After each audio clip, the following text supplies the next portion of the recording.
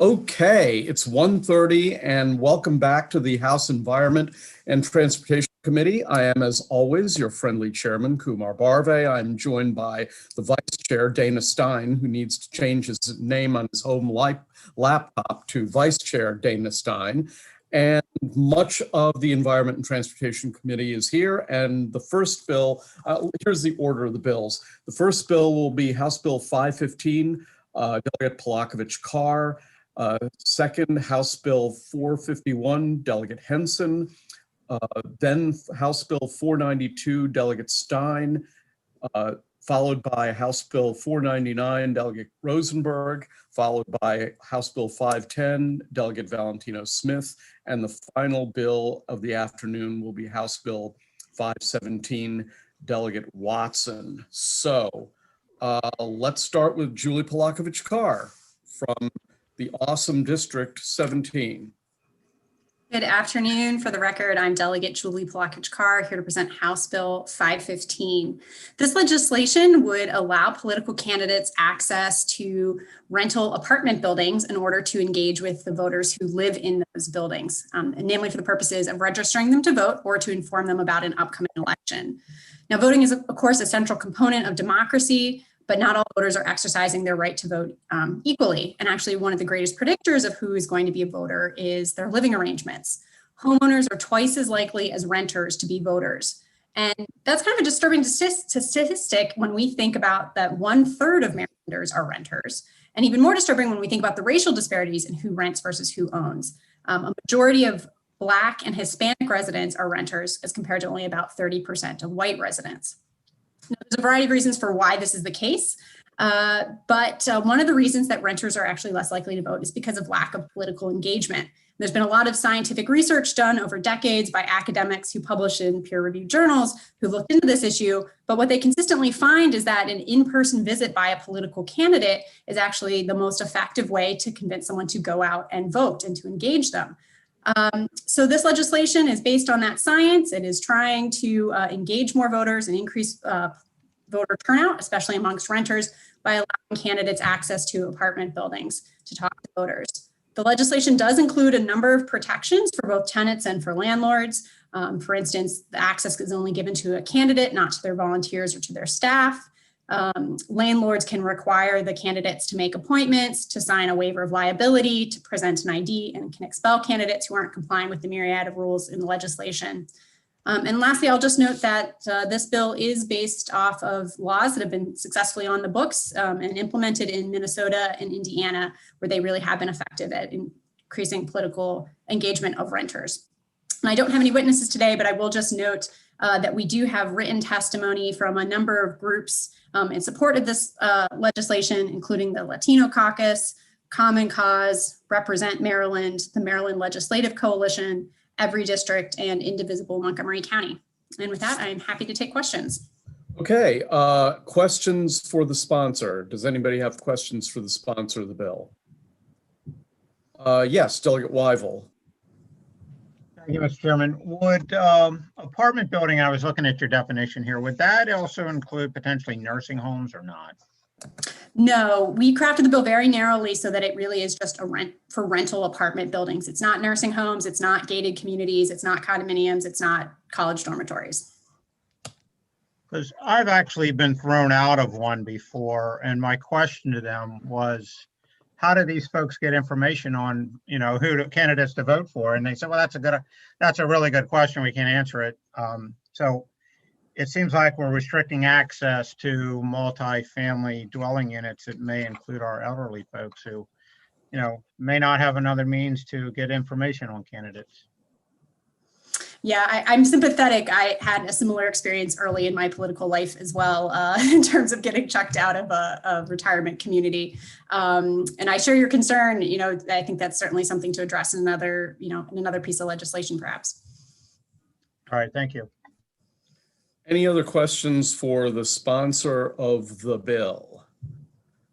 I can beat that story, Will.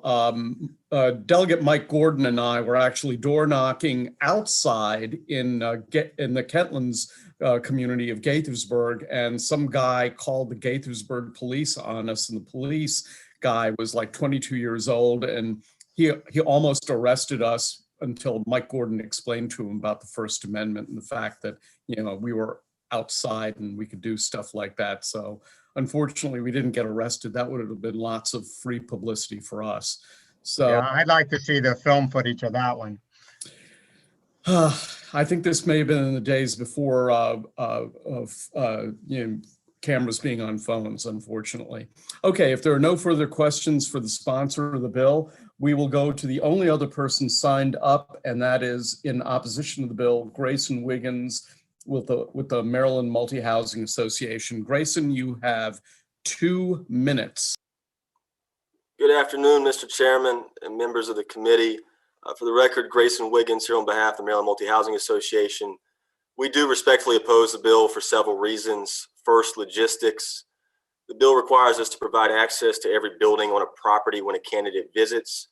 Many of our properties are comprised of separate buildings on the same property, each with a small number of units.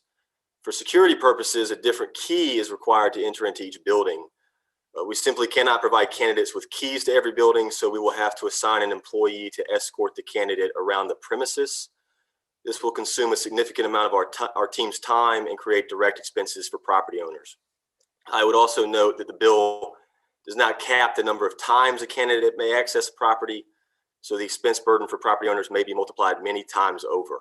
Our tenants often choose apartment complexes for the added privacy and security that our complexes offer residents.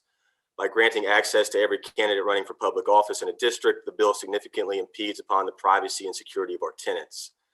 While the bill allows property owners to require appointments, those appointments must be made within a reasonable number of days after the request and must be at a time when most residents are likely to be home. This provision within the bill ensures maximum disruption of tenants' peaceable enjoyment of their residence. To be clear, candidates may currently contact residents of apartment complexes through social media, mail, television ads, or a variety of other methods. Additionally, candidates may request access to apartments, stand on public sidewalks adjacent to apartments, or be invited as a guest to an apartment within the complex. With all these options available to candidates, we question the need for an access mandate. And for this reason, we would respectfully request an unfavorable report on the bill. I would also note that the bill was heard, a version of the bill was heard in 2015, I believe. One delegate at that hearing said that she didn't think we needed a bill if tenants could, go around and knock on doors and offer to register people to vote. I checked with our members. Our members have informed me that if a tenant wanted to, inquire with their neighbors about registering to vote, we would not have a problem with that. And so with that, I'd be happy to answer any questions. Okay, any questions for this presenter? I don't see any questions, so thank you very much. That concludes the public hearing on House Bill 515. Let's proceed to House Bill 451. Delegate Henson. We have no sign of Delegate Henson. You'll have to skip, I guess. Okay. Well, then we'll go to House Bill 450. That was 451. 492. Well, I know we have Delegate Stein, so go for it, Dana. Dana, you're... Always that pesky mute button. There I am. Okay. Thank you. Thank you, Mr. Chairman and committee members. House Bill 492 is known as the two-man crew or two-person crew bill, and it's a bill that this committee and the House have passed 3 times, 2017, 2018, and 2019. It would require that each freight train operating in Maryland and sharing tracks with passenger and commuter rail trains have a minimum crew size of 2 persons. As you may recall from prior hearings, the impetus for this bill was a train disaster that happened several years ago in Canada when a freight train with a 1-person crew derailed and killed 47 people and destroyed a large portion of a town. After the accident, the Canadian government mandated 2-person crews on their freight trains, and since then 10 states have mandated 2-person crews. The basic premise of the bill is that operating a freight train is not an easy task. These are long trains, frequently 2 miles or longer, and many times they carry hazardous cargo. One crew member cannot perform all the required tasks, maintain the highest level of safety, and respond to an emergency. That's why nearly every freight train in the country is operated by 2 crew members, a licensed conductor, and an engineer. Now, having a two-person crew is particularly important when there is an emergency, such as at a grade crossing, which is where railroad tracks and roads cross. A single crew member cannot assess an accident, secure the train, and notify all emergency responders. The engineer is required to stay on board to communicate with dispatchers and other trains and make sure the locomotive is secure. Only if there is a second crew member can that person get off the train, assess the situation, and address any life-threatening issues, such as what happens, sadly, when a freight train and a car collide, where there are other grade crossing accidents. And these types of accidents are not rare, and they can be deadly. In 2019, which is the last year for which we have data, there were 2,216 grade crossing accidents across the country with 807 injuries and 293 deaths. And in addition to grade crossing accidents, there are plenty of freight train derailments. And one of those happened just last November 24th, when 21 rail cars derailed in a freight train accident in Baltimore. Fortunately, no one was killed or injured in that accident, and it's partly because the train had no hazardous materials.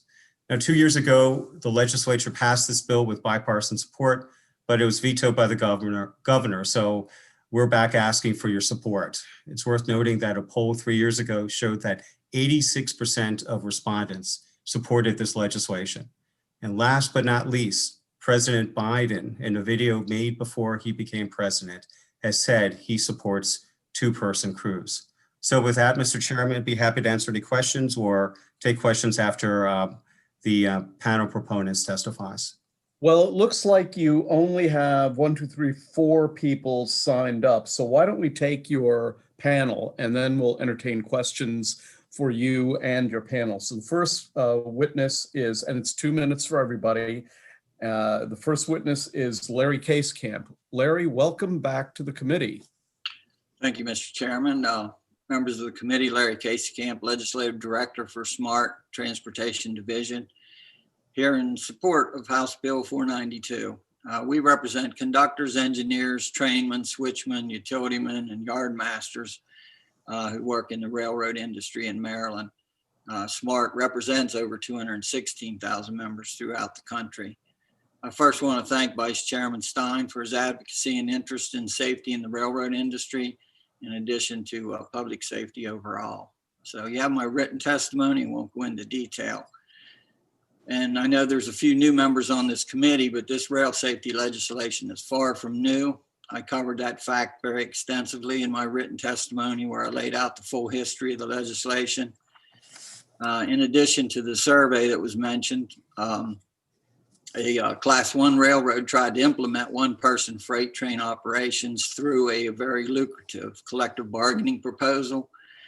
In that ratification process, it was voted down overwhelmingly by 88% of our members being opposed to it.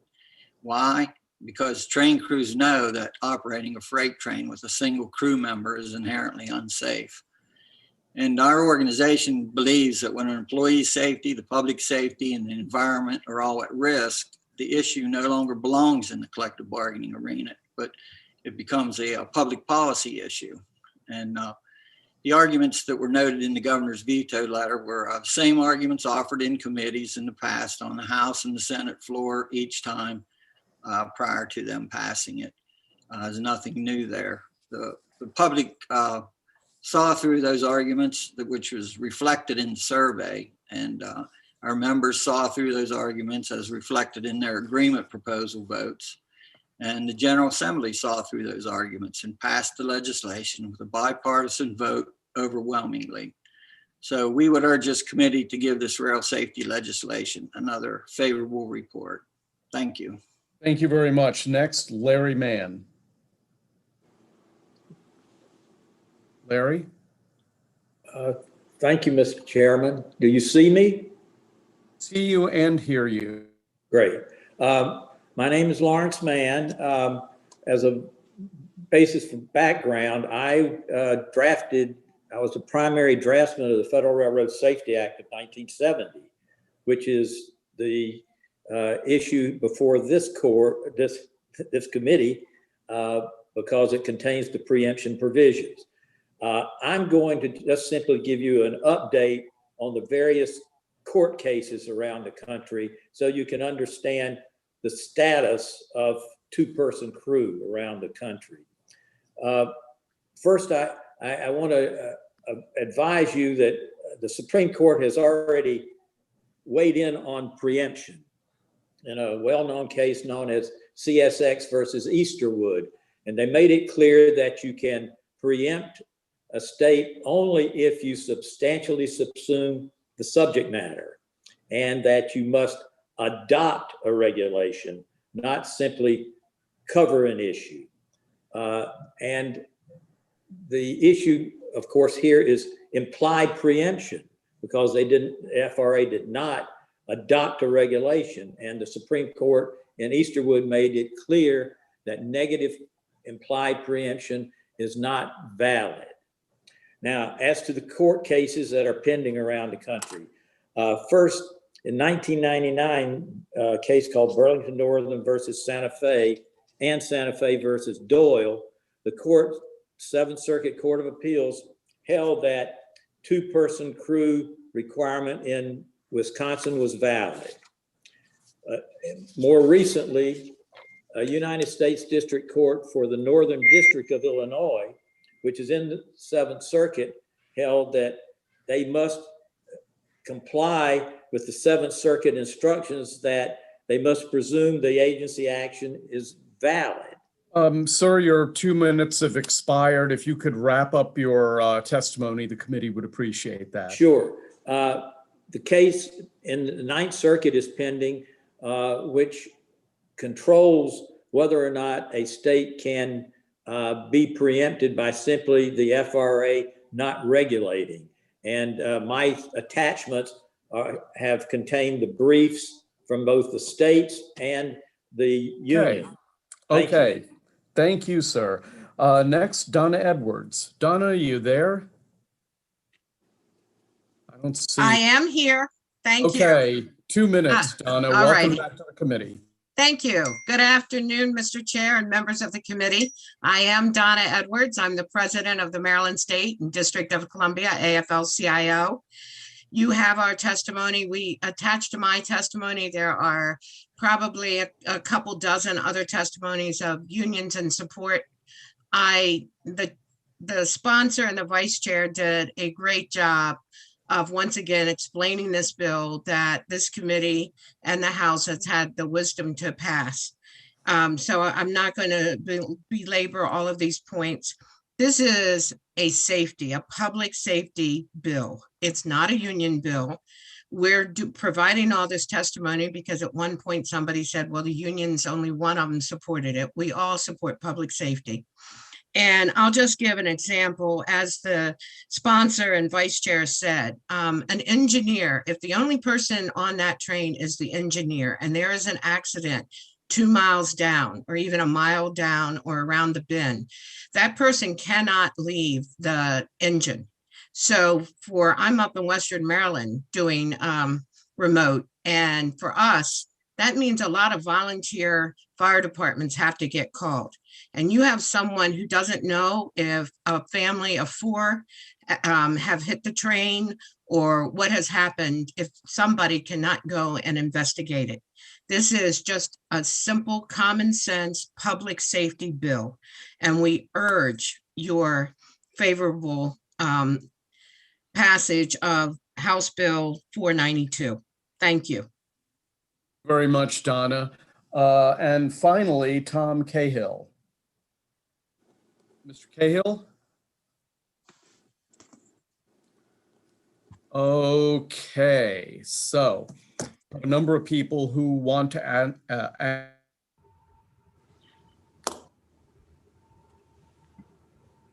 let me see if I can find the order here. Okay, first question goes to David Frazier-Dalgo. Thank you, Mr. Chair.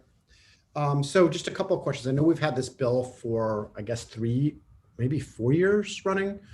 And so I guess one of the big questions that I've always had and wanted to know if the bill changes in any way this year is on the public safety aspect of it. And that is, I know the assertions in the past have been that there's no evidence to suggest one person on a train is somehow less or more safe than two people.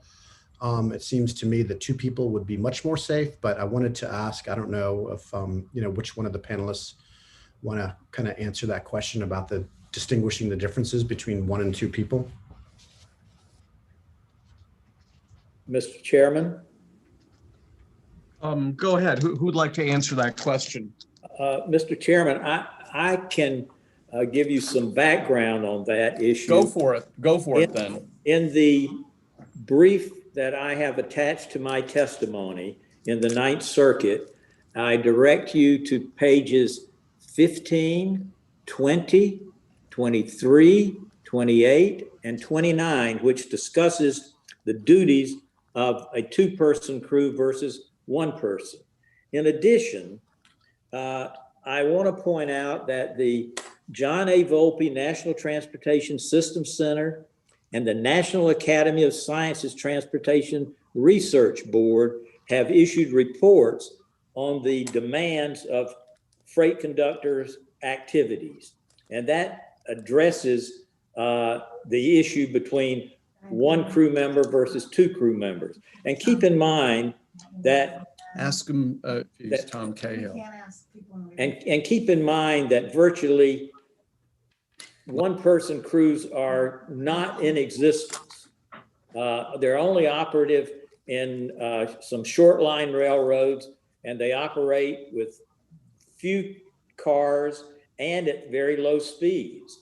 So it's day and night between what is demanded of a two-person crew versus one-person crew. Thank you.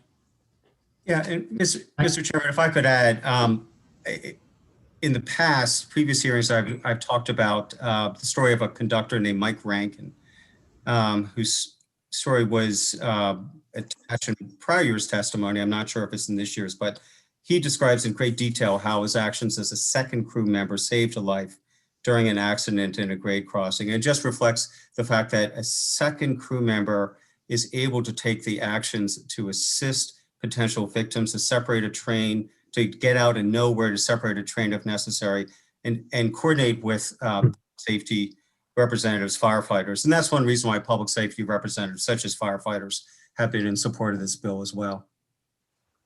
Dana, somebody named Tom, he didn't have a last name, has been led to the waiting room. And if that's Tom Cahill, I'll allow you 2 minutes to testify right now. Is that you, Tom Cahill? Okay, it's some other Tom. In that case, we'll go to... I'm sorry, I had one quick follow-up. Oh, sure. Oh, go ahead, Dave. Quick, Mr. Chair. So how would this bill affect short freight runs in Maryland? I don't know. I guess that's for Larry, and then whichever Larry wants to pick, because it looks like it's kind of Larry squared. That question. Currently there's 7 short line railroads in Maryland, and none of them share tracks with high-speed passenger trains. So this bill would have no effect on them currently. Thank you. Okay, next question goes to Delegate Weigel. Thank you, Mr. Chairman. So, Mr. Mann, I heard you reference the Illinois courts, but we have written testimony from the President's Association of American Railroads, and he seems to contradict your interpretation. He says that the U.S. District Court for the Northern District of Illinois held that an Illinois state crew size law, very similar to House Bill 492, was preempted by the Federal Railroad Safety Act. So let me read from the court's opinion. First, the Court of Appeals jurisdiction is only in the Court of Appeals, not district court, and the district court judge recognized that he did not have jurisdiction. And he went on further to say that even though I don't have jurisdiction, that he must determine that it was valid because of the Seventh Circuit, and I'm quoting, Seventh Circuit instructs that district courts must presume the agency actions are valid. And so what has occurred is that that opinion has been appealed. It is now stayed pending the Ninth Circuit's decision. But the railroad in that case filed the lawsuit in the wrong court. It should have gone directly to the Seventh Circuit Court of Appeals, which I mentioned has already ruled in a prior case that two-person crew in the state of Wisconsin was valid. So this case that the other gentleman cites, you said currently is on appeals? Yes. All right, thank you. Okay, next question goes to Delegate Love. Thank you, Mr. Chair. Continuing along this line of preemption, the Maryland Department of Transportation says that this legislation is federally preempted. My understanding is that it's currently law in 10 states. Could you talk to us a little bit more about what that really means, federal preemption, just to make sure that the committee is understands it, and if it's preempted, how 7 states have this as law? Sure. I would direct you to the CSX versus Easterwood Supreme Court case. They discuss in detail what is required for state preemption. And there are 3 elements to that decision. One is, before a state is preempted, the federal government must substantially subsume the subject matter, not merely discuss it. It must adopt a federal regulation, not simply say that we're not going to. And that's, in this case, the Federal Railroad Administration withdrew the pending two-person crew regulation. So they haven't adopted anything. What they went on to say, however, is that the states are preempted. But as the Supreme Court in Easterwood specifically held, that implied preemption is not valid in the Federal Railroad Safety Act. And for any attorneys on the committee, I refer you to 507 U.S. At 673 footnote 12. And if Delegate, if I could jump in as well. And I think the key point here is that this issue is being litigated in 2 federal courts of appeals. And it's my understanding that the withdrawal of the rule that the Illinois court relied on, that withdrawal is being challenged as being improper, improper agency action as well. So, this is in the courts. If I may, in addition, attached to my testimony are 2 opinions from the Attorney General of Maryland indicating that it's not preempted. I haven't seen anything from the Department of Transportation on that. Thank you. Anybody else have a question? I think Delegate Lehman had her hand up, but may have put it down. Are you good? Okay, I believe that's it for the proponents of the bill. Let me now turn to the opponents of the bill. First person signed up is Tommy Thompson, followed by Brian Hammock, Mark Rosner. I think that it's you 3. So, Mr. Thompson, why don't you begin? Thank you, Mr. Chair, and good afternoon. Good afternoon, Mr. Vice Chair as well, and sponsor of the bill, as well as the members of the committee. I am Thomas Thompson. I'm testifying on behalf of Norfolk Southern Corporation in opposition to House Bill 492. I'd actually like to build on this argument, and I'm glad we're actually going to this preemption argument. This preemption argument has been brought up before with regards to this issue, but it's been muted because some of the other discussions are just more sensational and more eye-catching than federal preemption. But stepping outside our normal script, I think, is a really important thing to do when reevaluating a bill that you first found merit in passing. But then it wasn't that you could not override the veto. It wasn't an election year. You actually could have come back and overridden the veto, but you saw the persuasive arguments against it, and it appears that you opted not to do that. I want to give the 30,000 foot view though of federal preemption. And this is express preemption. I know Mr. Mann keeps wanting to go to implied preemption. That's artful, but it's not meaningful to this discussion. The doctrine of federal preemption is rooted in the supremacy clause of the United States Constitution. And that says that the federal law is the supreme law of the land. And the clearest way they get to that is having express preemption in statute. It says it right there. It says that the states can't do it. And that's what we have in this case.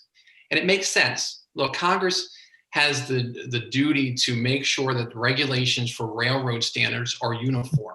Our railroad in this country is not like a train garden you see at Christmas. It runs coast to coast. It's the backbone of our interstate commerce, and it's vital. The trains run on time when the laws are uniform. It's that simple.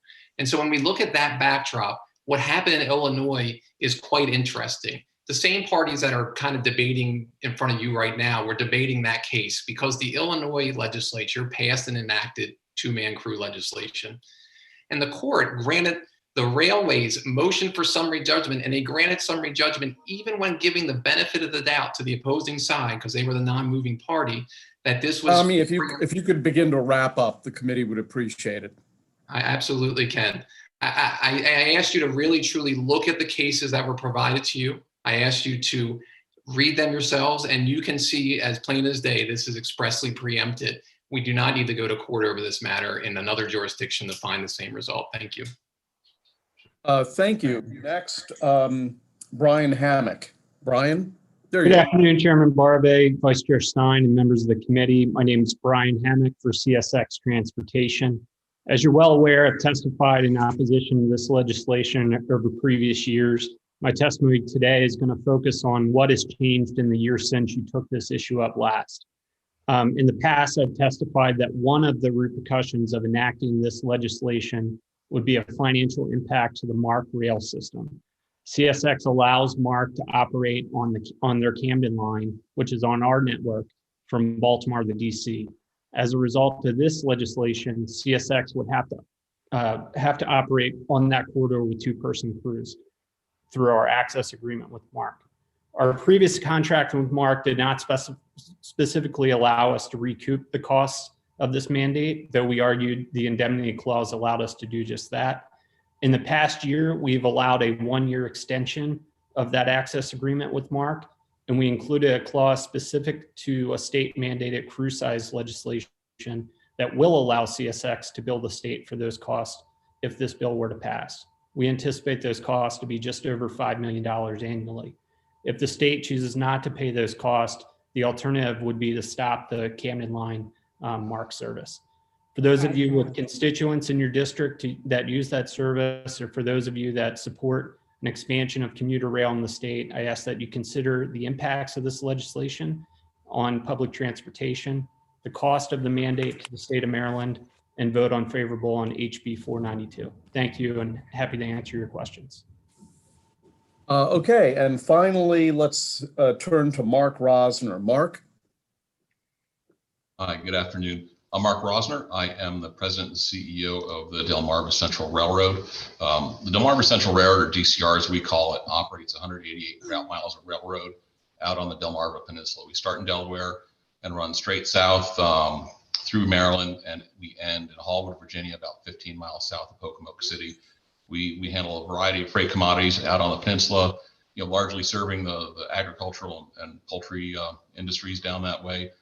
And our concern with this legislation is that it's going to make rail shipments more expensive for customers.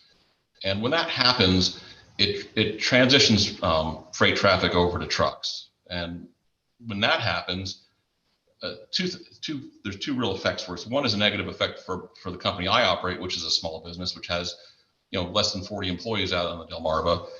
And that is we get less revenue because we're moving less freight, which means we have less money to maintain our lines and pay our employees and pay property taxes and things like that. But the other thing it does is it puts more truck traffic on the highways. And the Bay Bridge is just going to get more and more congested as all these trucks that are getting displaced by expensive freight rates start heading that way. That diminishes safety, that tears up your highways, it increases congestion and reduces air quality. Railroads move a ton of freight, about 500 miles on a gallon of fuel, which is about, out in the Delmarva is about 5 times what a truck can do. Honestly, I just think it's silly, when we've got on these high-speed lines, PTC, which, has been billions of dollars have been invested in it, that this type of legislation is being proposed. I've done a lot of work around the world internationally. In Sweden, the regulator will tell you that they think two people in the cab of a locomotive diminishes situational awareness because there's distractions when two people are in the cab of a locomotive when they're talking and so on, versus one person just sitting there paying attention to what they're doing. For these reasons, we're in opposition of this legislation. Thank you. Thank you. I believe Delegate Weigel, then Wells, then Terraza have questions. So let's start with Delegate Weigel. Thank you, Mr. Chairman. Mr. Thompson, I had asked a question earlier about the Illinois case, and you started to clarify that a little bit, but ran out of time. If the chairman will allow it, could you please complete your thoughts on that Illinois case? Yeah, go ahead. Thank you both. So in that case, like I said, we have the same parties pretty much, just under different names. It was the Indiana Railway Company that sued the state because of the cruise size legislation that they passed in 2019. The court found that preemption, even when weighing the factors in the light most favorable to the non-moving parties, that was the state and the Brotherhood, that as a matter of law, the railroad was entitled to summary judgment. The court didn't even get to the trier of fact, essentially. And I want to note for you, Delegate Weigel, and for the committee, the court did something unique that they do to parties when they want to say, hey, look, you did a great job, but you were playing with the hand that you were dealt. And that's on page 6 of the case, which I believe you all have. And the court says, and I quote, "In this case, neither side seriously contests that the cruise size law ban on one-man cruise directly conflicts with the FRA's declaration announced in the withdrawal order that one-man crews are permitted." The court is saying we don't have a dispute of fact with regards to preemption on this issue, and that's why I'm going to essentially grant summary judgment. The appeal that's being referenced in the Ninth Circuit is interesting. That has to do with the rulemaking function that the FRA was going through, and they tried to challenge that in this case. But the court was smart and said, wait a minute, the Hobbs Act says that in federal court, when you challenge the rulemaking authority and the rulemaking process, that's not the appropriate venue in the district court. It's appropriate in the appellate court. And so they allowed the case to be, the case is still being litigated in the Ninth Circuit appellate courts. And this case has been appealed, the Illinois case. However, the law, even though the case has been stayed, the law change saying it is invalid has not. This is Illinois cannot impose this law on the operators of rail. Okay, thank you. Okay, Delegate Wells, Terraza, and Stein in that order.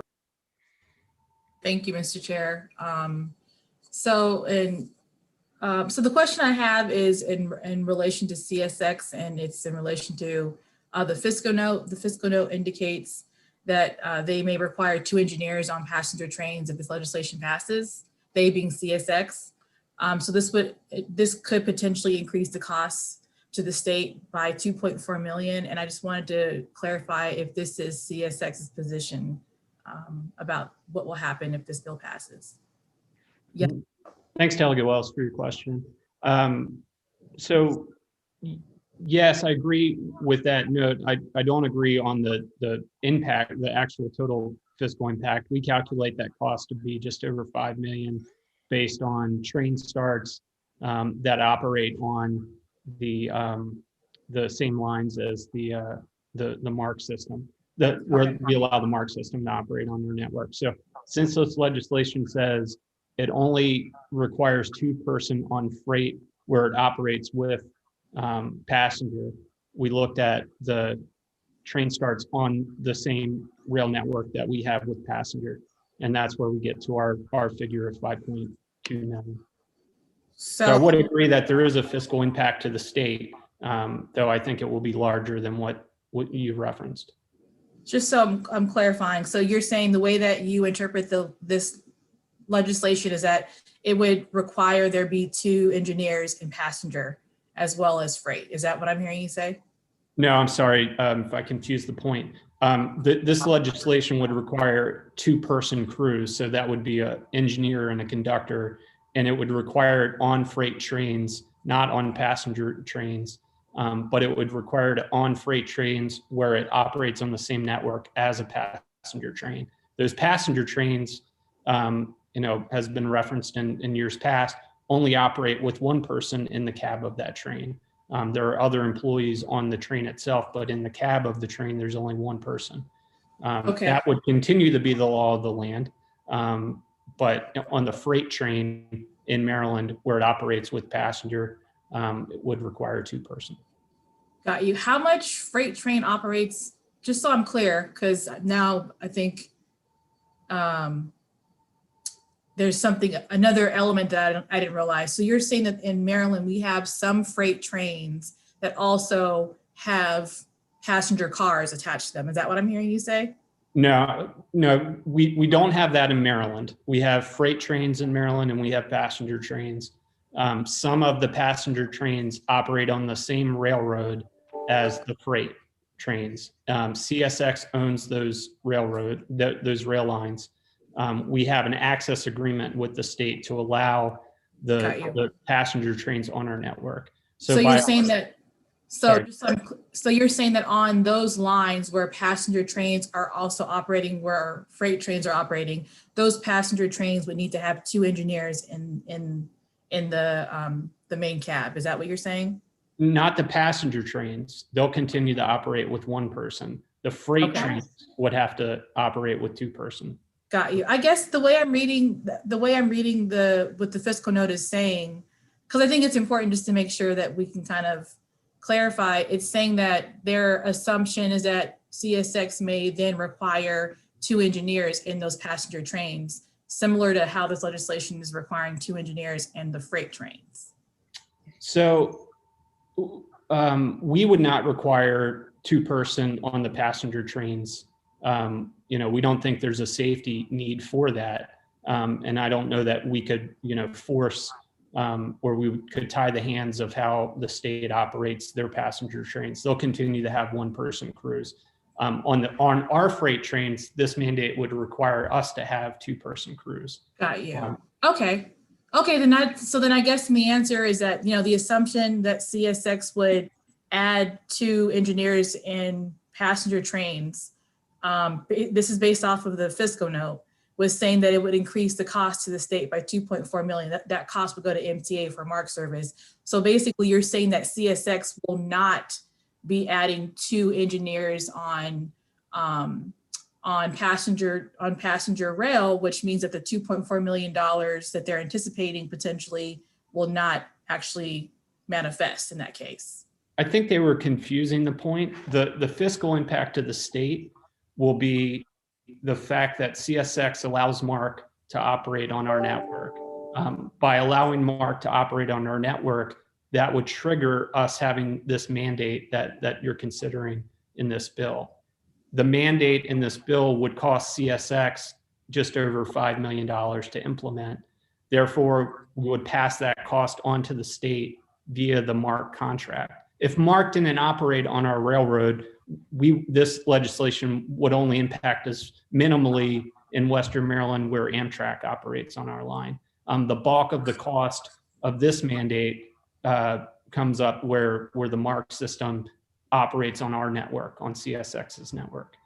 Okay, I'll take another look at the fiscal note, but in the fiscal note, and this maybe is a conversation for and then offline with you. In the fiscal note, they only allude to the 2.4 million as being a potential cost that would be incurred based off of CSX potentially requiring two engineers in passenger rail. There's no other identification of additional costs on the part of DLS. So I don't know if anyone else can answer this, but as far as I can see, at least in that case, that initial 2.4 million would not be an issue if you're saying that you're not going to put two engineers, but it sounds like there's additional costs coming from somewhere else that that's not included in the fiscal note. So I'm a little confused still, but I think I could figure this out with some conversation. Okay. Okay. I added the So confusion. then Delegate Stein in that order.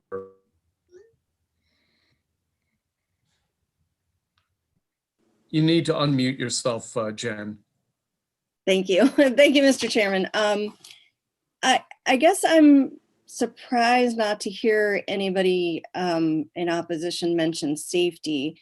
Does that mean that you believe there's no safety concern whatsoever in the single person crew? There's no, I mean, we heard statistics about the number of crashes and fatalities, and Vice Chair Stein mentioned a story about a person being able to save somebody because there was a second person on that. Do you believe there's no safety concern with a single person crew? If I could answer that, this is Brian Hammock from CSX. We tried to focus our testimony on what is new, what has changed since the committee took this bill up in the past. In years past, we talked extensively about the lack of safety data supporting this type of mandate. The FRA in their rulemaking withdrawal said that they found zero evidence to support having a single person crew. In the past, I've presented testimony that if you look through the history of railroading, where we had 5 and more crew members, as those jobs from the firemen to the brakemen to others were replaced with technology, we saw a significant improvement in safety, a lot because of worker injury. So since we moved from 5+ crew members to now the 2-person crews that we have today, we've seen the safest railroading that our country has ever experienced, over 1,000% decrease in safety incidents on the railroad. In fact, CSX this past quarter reported our FRA personal injury and train accident data, making us having the safest quarter that we've ever had. So you just said with a 2-man crew. I'm sorry? You just said with a 2-man crew. I'm confused. Okay, so the current lay of the land is that we operate with 2-person crews in Maryland and throughout our network. Most Class 1 large railroads operate in the United States with 2-person crews under current collective bargaining agreements. That bargaining agreement is in place today and exists through sometime in the 2025, 2030 range based on retirements. In the future, as technology advances, there would be an opportunity to make the railroad safer by taking individuals out of the equation and relying more on safety technology. So you believe that a single person or no people manning the train is safer? I just want to understand. Well, I couldn't say that a remote controlled operated train would be safer. Okay, so a single person is safer than 2 people. I just want to understand that, and then understand that. Okay, so Mr. Thompson, is that the same for you? Yes, Delegate. I think with the industry, do you think there's no danger in having a single person crew? I think that what we're seeing as a group, and especially in this state, if I can just draw a parallel real quick for you, then I will directly answer that, because we're seeing technology advance in many ways in transportation sector. This state has a pilot program where we're allowing tractor trailers to operate on the roads without a driver altogether. Okay, but I'm asking. No. But here's the point: is that we see as a state that technology takes a lot of the human error out of things and is able to be utilized in a meaningful way to promote safety. By putting this bill into place, you're going to stymie that technology in this industry. There is no proof that 2 men in a cab creates any more safety than a single person. There's no proof of that. Do you think it's safe to have a single person crew?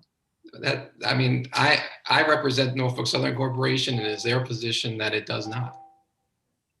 My personal opinion is irrelevant to this discussion.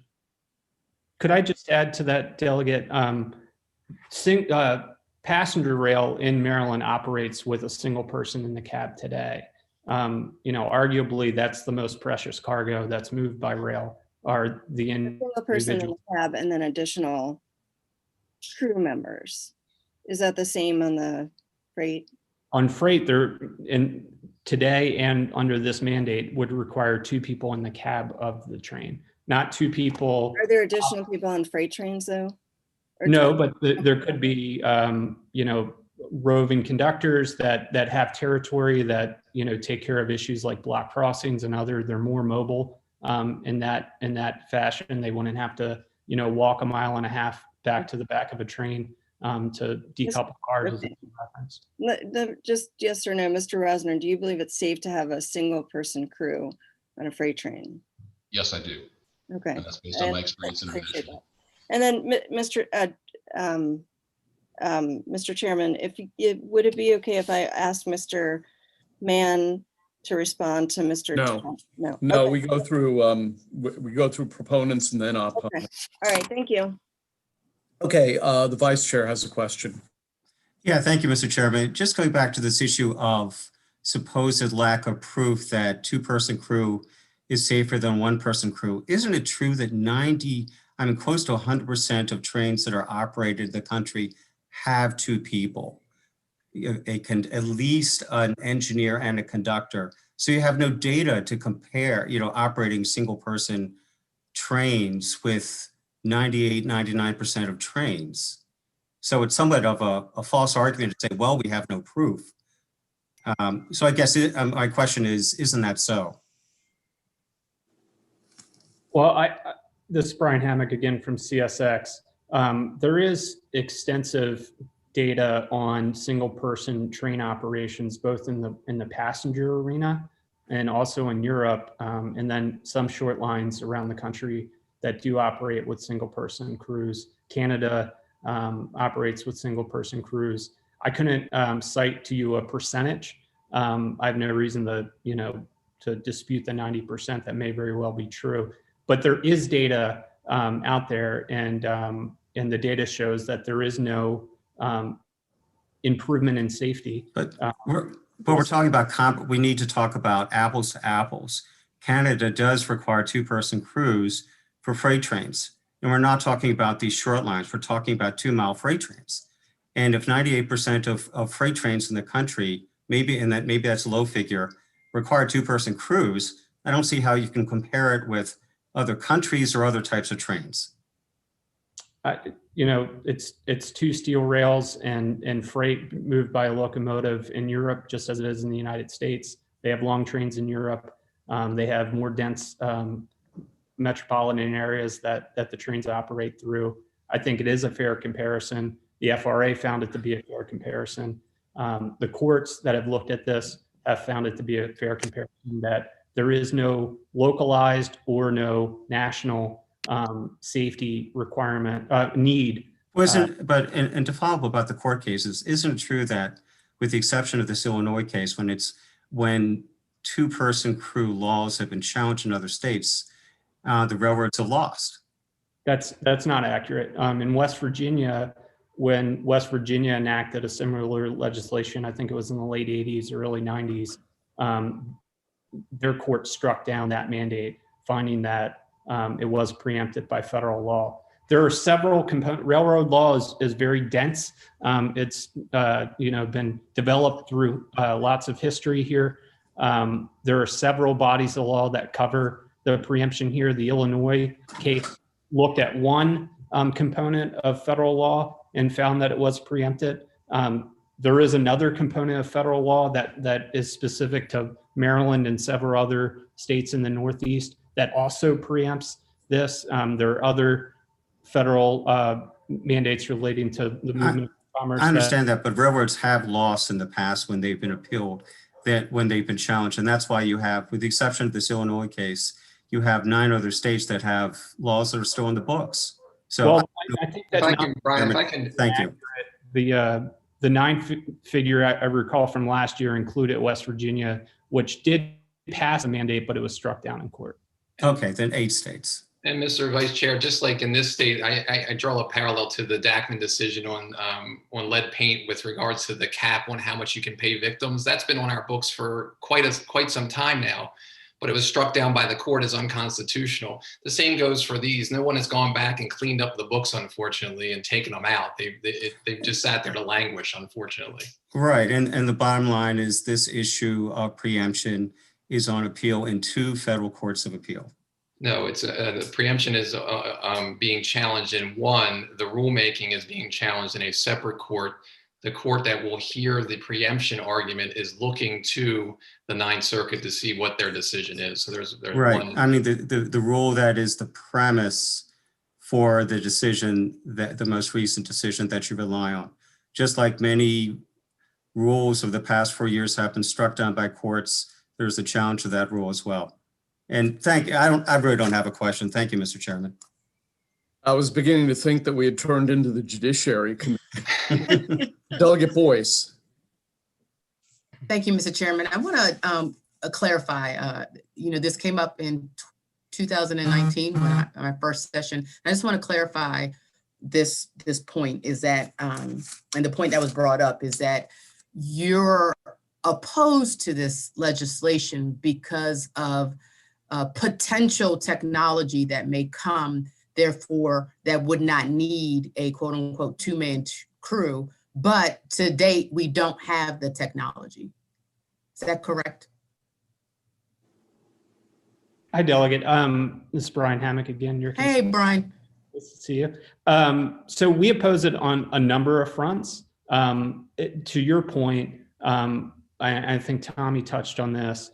It's really a focus on stymieing the progress of technology as it relates to this industry. So as we look at other industries that compete with freight rail, the trucking industry most specifically, we're trying to go to autonomous trucks. We're trying to go to autonomous vehicles.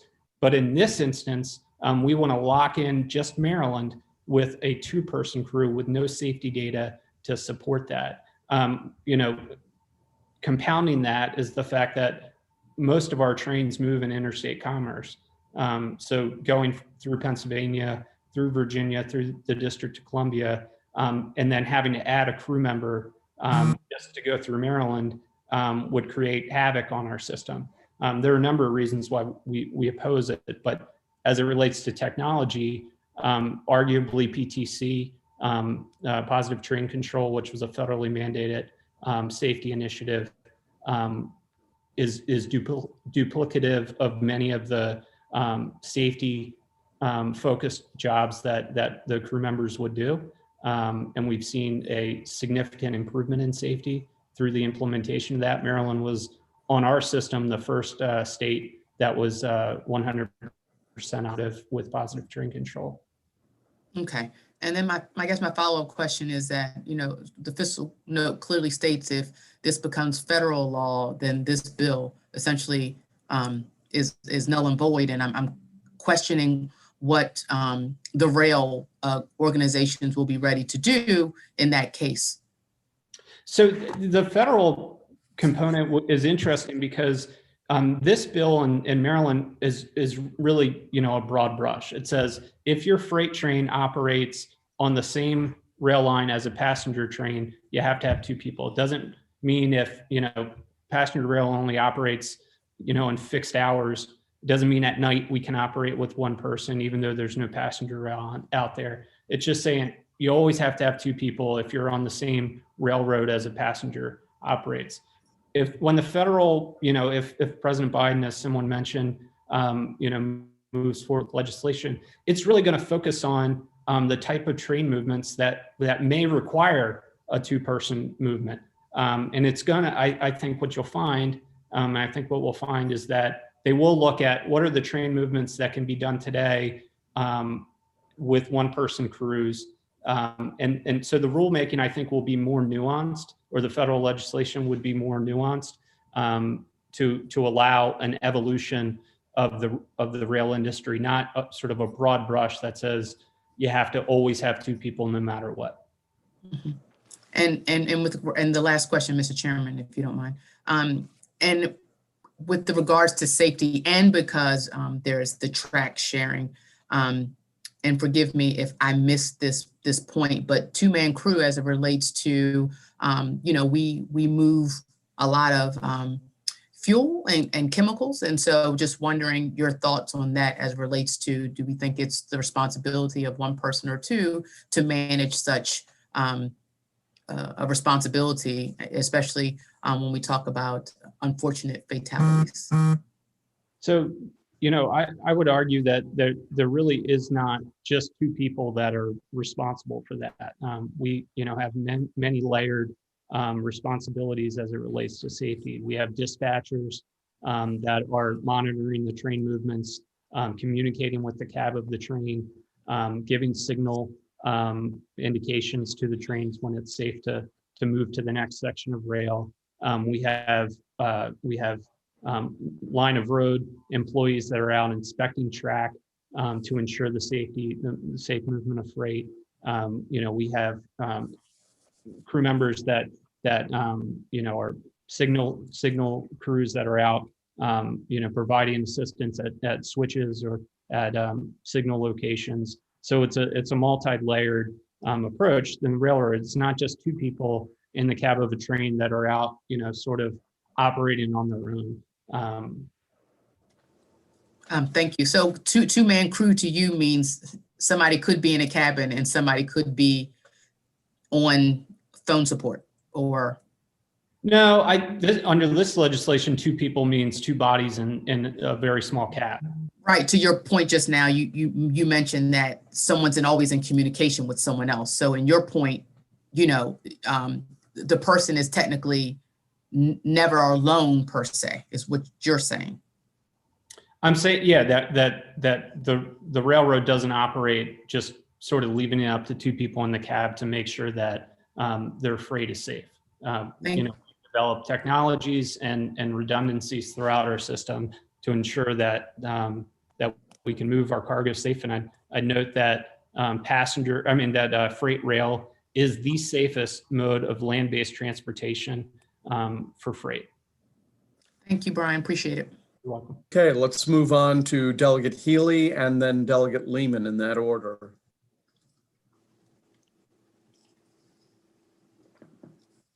Okay, thank you very much. I wasn't really going to ask a question until I heard this little back and forth about technology and the talking about autonomous vehicles. Is the railroad industry looking toward eventually getting to the point where there is not just only one member on the crew, but zero? Are you going to have autonomous trains? Yeah. Is that what you're planning for? Is that why we're here really with this bill? Somebody representing the railroads? I'll start, and then others feel free to chime in. It's not our position that our goal is to move to an autonomous train.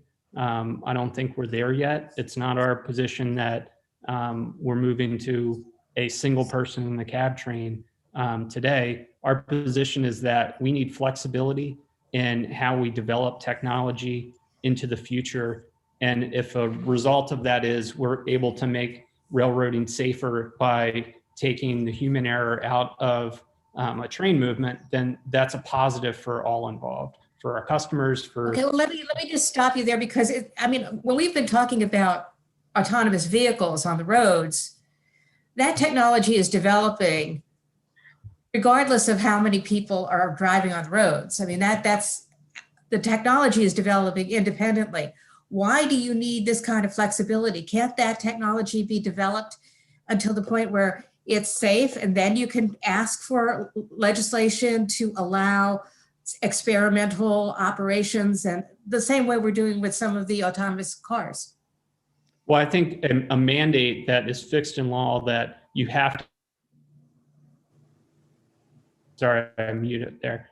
I think a legislation that would lock us in place with having two-person crews would be a hindrance to the advancement of that technology. Okay, are you investing in the technology as an industry yourself? Yeah. It's not being done by somebody, a third party.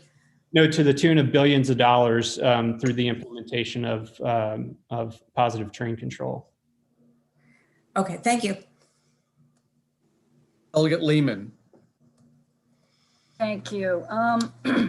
So I came across a little bit of, briefly, a little bit of history that I would like any or all of the railroad witnesses to comment on, about how there was this study done by this railroad work group that the FRA actually asked for, and it was to try to figure out whether train crew practices affect rail safety one way or the other, whether the size of a crew affects benefits or is a detriment to rail safety. And that it was the railroad companies that provided the data, the accident data that did not end up being useful. It seems to me like, and so essentially this work group ended up being a hung jury. They just could not reach consensus. This was back in 2014, 2015. Did that create a void essentially that then railroad companies or others use to lobby the FRA to say, there you go, there's no real need for any rules on train crew size? Am I reading too much into this work group and its failure to find consensus? It seems like that is what this is all rooted in. Well, I'm not from this is Brian Hammock with CSX. I'm not familiar with that work group study. So if that's any indication, others in the industry maybe. It seems to have led up to the rulemaking, Mr. Hammock. I think it was a part of the rulemaking. Surprising you wouldn't be aware of it. Well, I didn't conduct the rulemaking. There were others within the company, and I wasn't with the company in 2014. That said, there are studies that have looked at railroading both in the United States and in Europe, independent studies that found that there was no evidence, statistical evidence to support that a single person crew is more safe. And I'd point you to the Maryland's own passenger rail in Maryland, where it operates with one person in the cab of the train. Amtrak operates with one person in the cab of the train. And this bill doesn't touch that. It allows for a single person in the cab of the passenger train to continue operating in the state. So that's, I think, an evidence-based indication that, Maryland's trying to find, or the proponents of this bill are trying to find a way just to look at freight that has to today to lock that in place.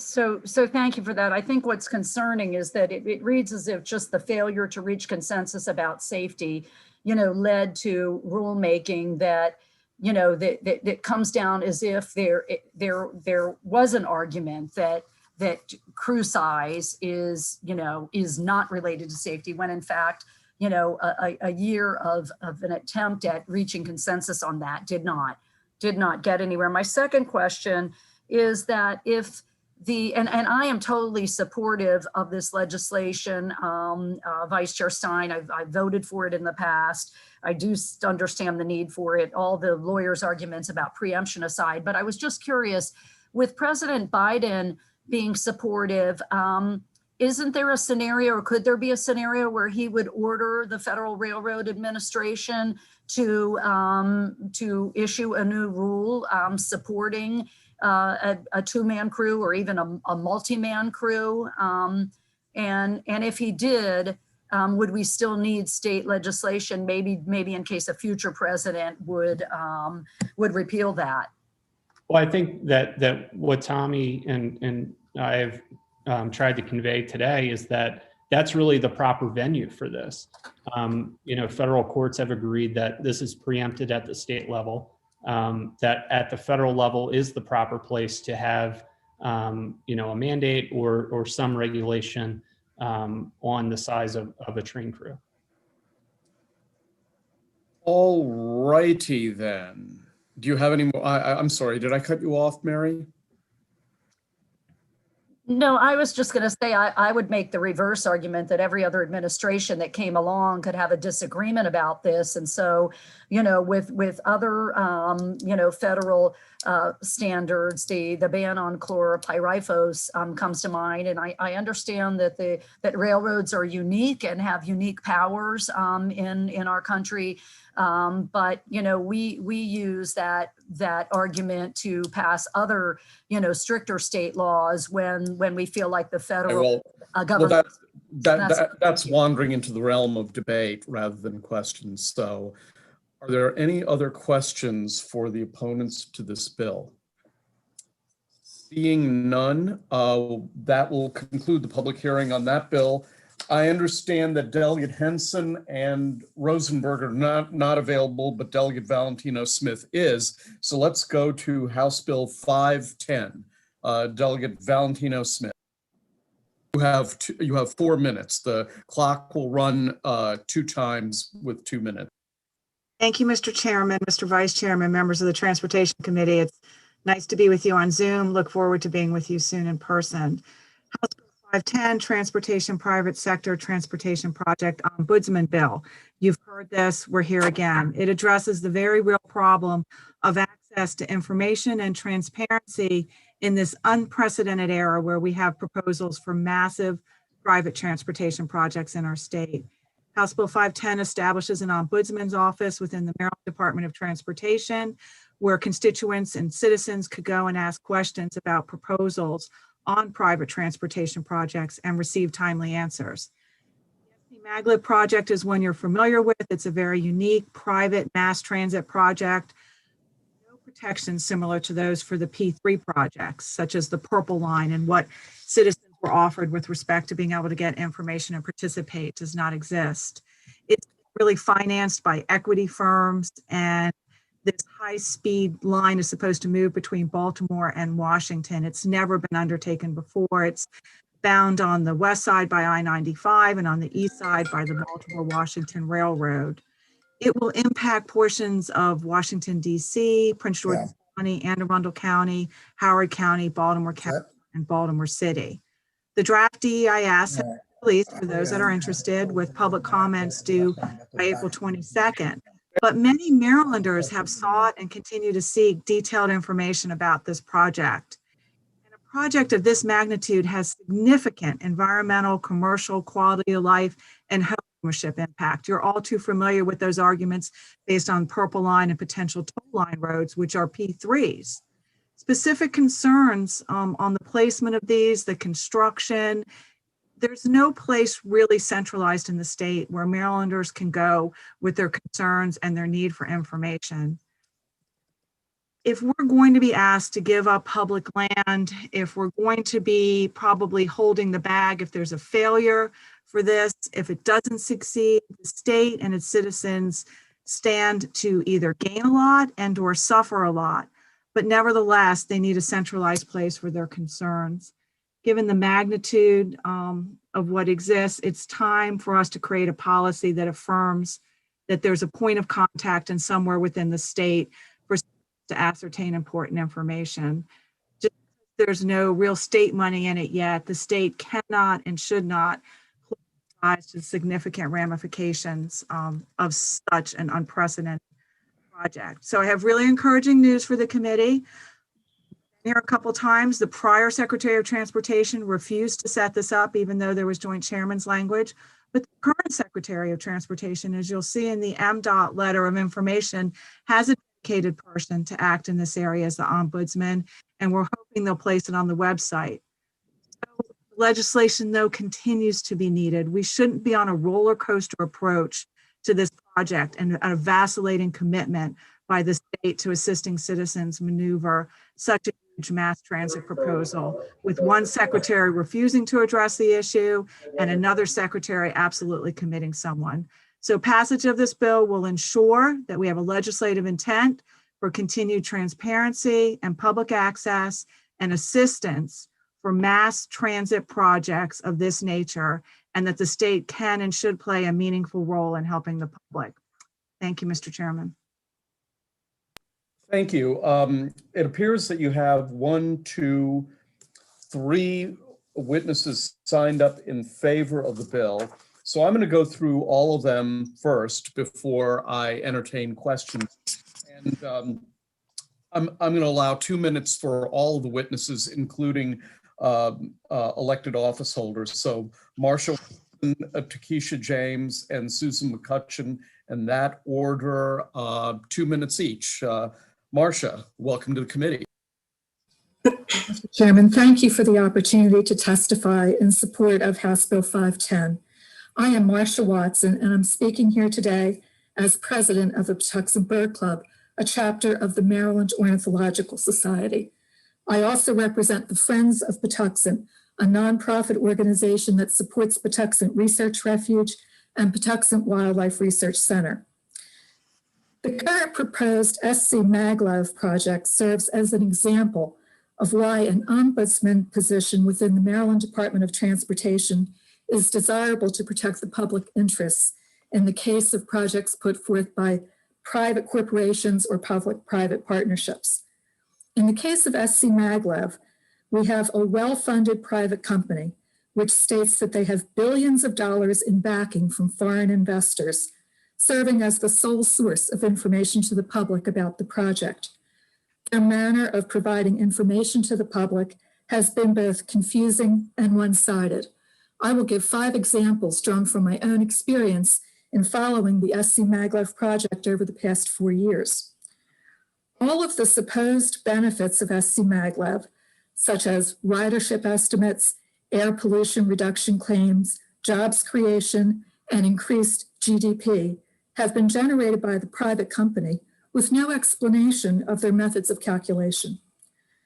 The BWRR project website is a primary source of communication to the public, and yet it contains confusing information that the public must wade through to try to determine what the current plans actually are. The website has from time to time displayed a user comment questionnaire that uses drop-down menus and checkboxes. All of the options refer to perceived benefits of the project. There have been no options provided under which to express concerns about negative impacts. Indeed, the no-bill alternative has not even appeared as a choice on the public comment form. You could wrap up your testimony. The committee will appreciate it. And Mr. Vice Chair, I'm going to have to ask you to take over because I have a bill in Ways and Means right now, apparently. Yes, I will just say that the private Maglev Corporation is assuming that it will be allowed to take lands held in the public trust by federal government, such as the Baltimore-Washington Parkway, the Beltsville Agricultural Research Center, and the Patuxent Research Refuge. And the public is calling upon our state government to help our quest for accurate information on such projects by providing an ombudsman in the Maryland Department of Transportation. Thank you very much. Thank you, and I'm sorry, Delegate, do you have an additional witness? Yes, I do. I'm sorry. I'm looking for my sign-up sheet. I thought you might have them there. Hold on. Or they're in the queue. Mayor Takesha James. Mayor, yes. Mayor Mayor's Takesha name. James, She's the okay. mayor. All right, welcome. Good afternoon, Mr. Vice Chairman and members of the Environment and Transportation Committee. Thank you for the opportunity to give brief remarks here. I am the mayor for the town of Bladensburg, which is located in Prince George's County, and I am here in strong favor of HB 0510, entitled Transportation Private Sector Transportation Projects Ombudsman Establishment, sponsored by Delegate Geraldine Valentino-Smith. Again, I'm in strong favor of this legislation and I urge each of you to support it as well. As elected officials, we have a responsibility to ensure our spheres of government function with transparency, accountability, and provide access to public information in a timely fashion. The position of an ombudsman within the Department of Transportation will immediately allow these basic principles to be accomplished, as they will ensure responsibility to address concerns from constituents and stakeholders, complaints, and address other requests for information regarding private sector mass transportation projects. The need for this position became abundantly clear with the proposed SC Maglev project. Members of the public and elected officials on the local level requested significant amounts of information to help us make an assessment on whether or not this was a good project for our communities. And it was extremely difficult to gather that information, including information regarding financing of this project.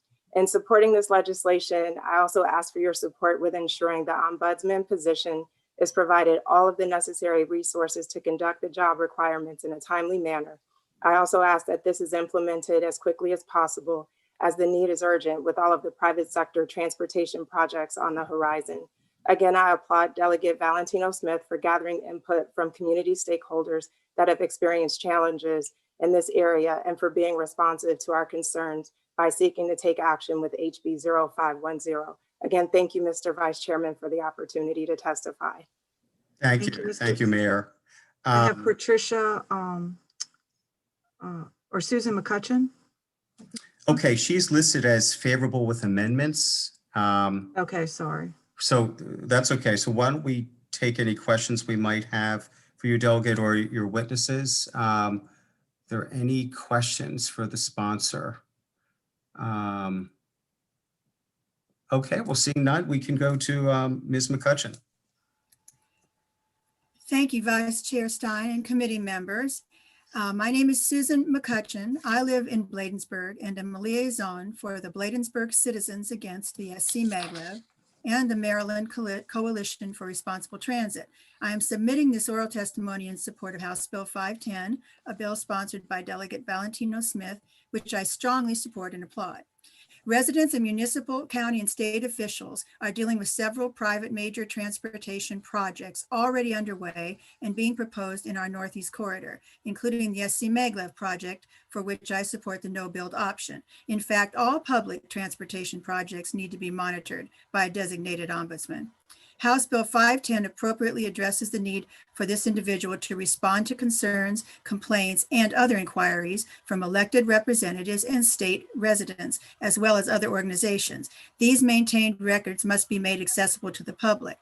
My major concern is that the date the bill would take effect is October 1st, 2021. The Purple Line has been upended and is in a reorganization phase. The SC Maglev draft EIS is currently open for comment with a deadline of April 22nd, 2021. The loop, or the modified Hyperloop, is lying in wait.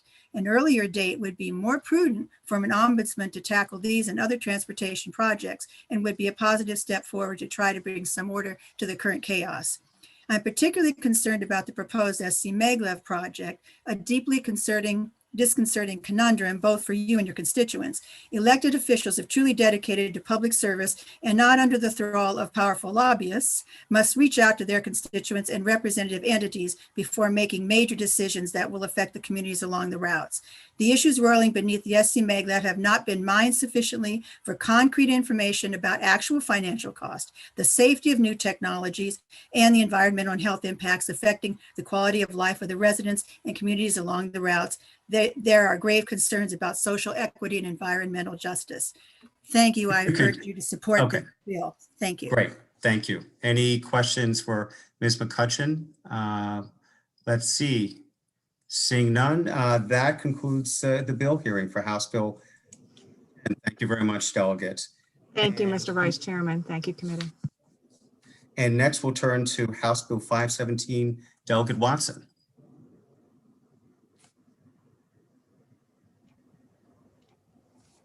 Good afternoon. Good afternoon. I am here to testify on House Bill 517, which is the Clean Energy Loan Program, Remediation and Resiliency.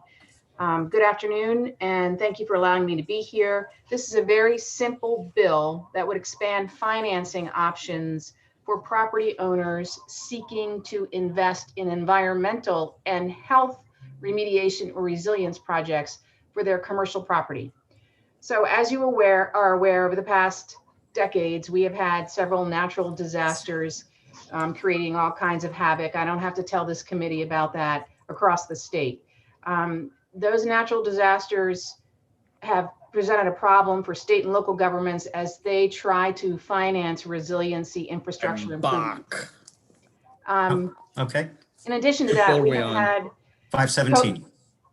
the COVID pandemic, and many of our commercial property owners are attempting to finance property improvements in HVACs, upgrades, modifications for increased ventilation, et cetera. So the solution to this is in the Commercial Property Assessed Clean Energy, or CPACE program. also known as the Clean Energy Loan Program. It's a financing mechanism that provides owners of a commercial property with 100% of the upfront capital necessary to implement building upgrades that save energy and lower energy utilization. But unlike a traditional loan, C-PACE financing allows property owners to repay the cost of their asset upgrade through a lien on the property that transfers with the sale of the property. The lien is given priority over other liens on the property to ensure minimal risk on investment, and is transferred with the sale of the property, enabling financial institutions to provide long-term, low-interest loans to commercial property owners in the state.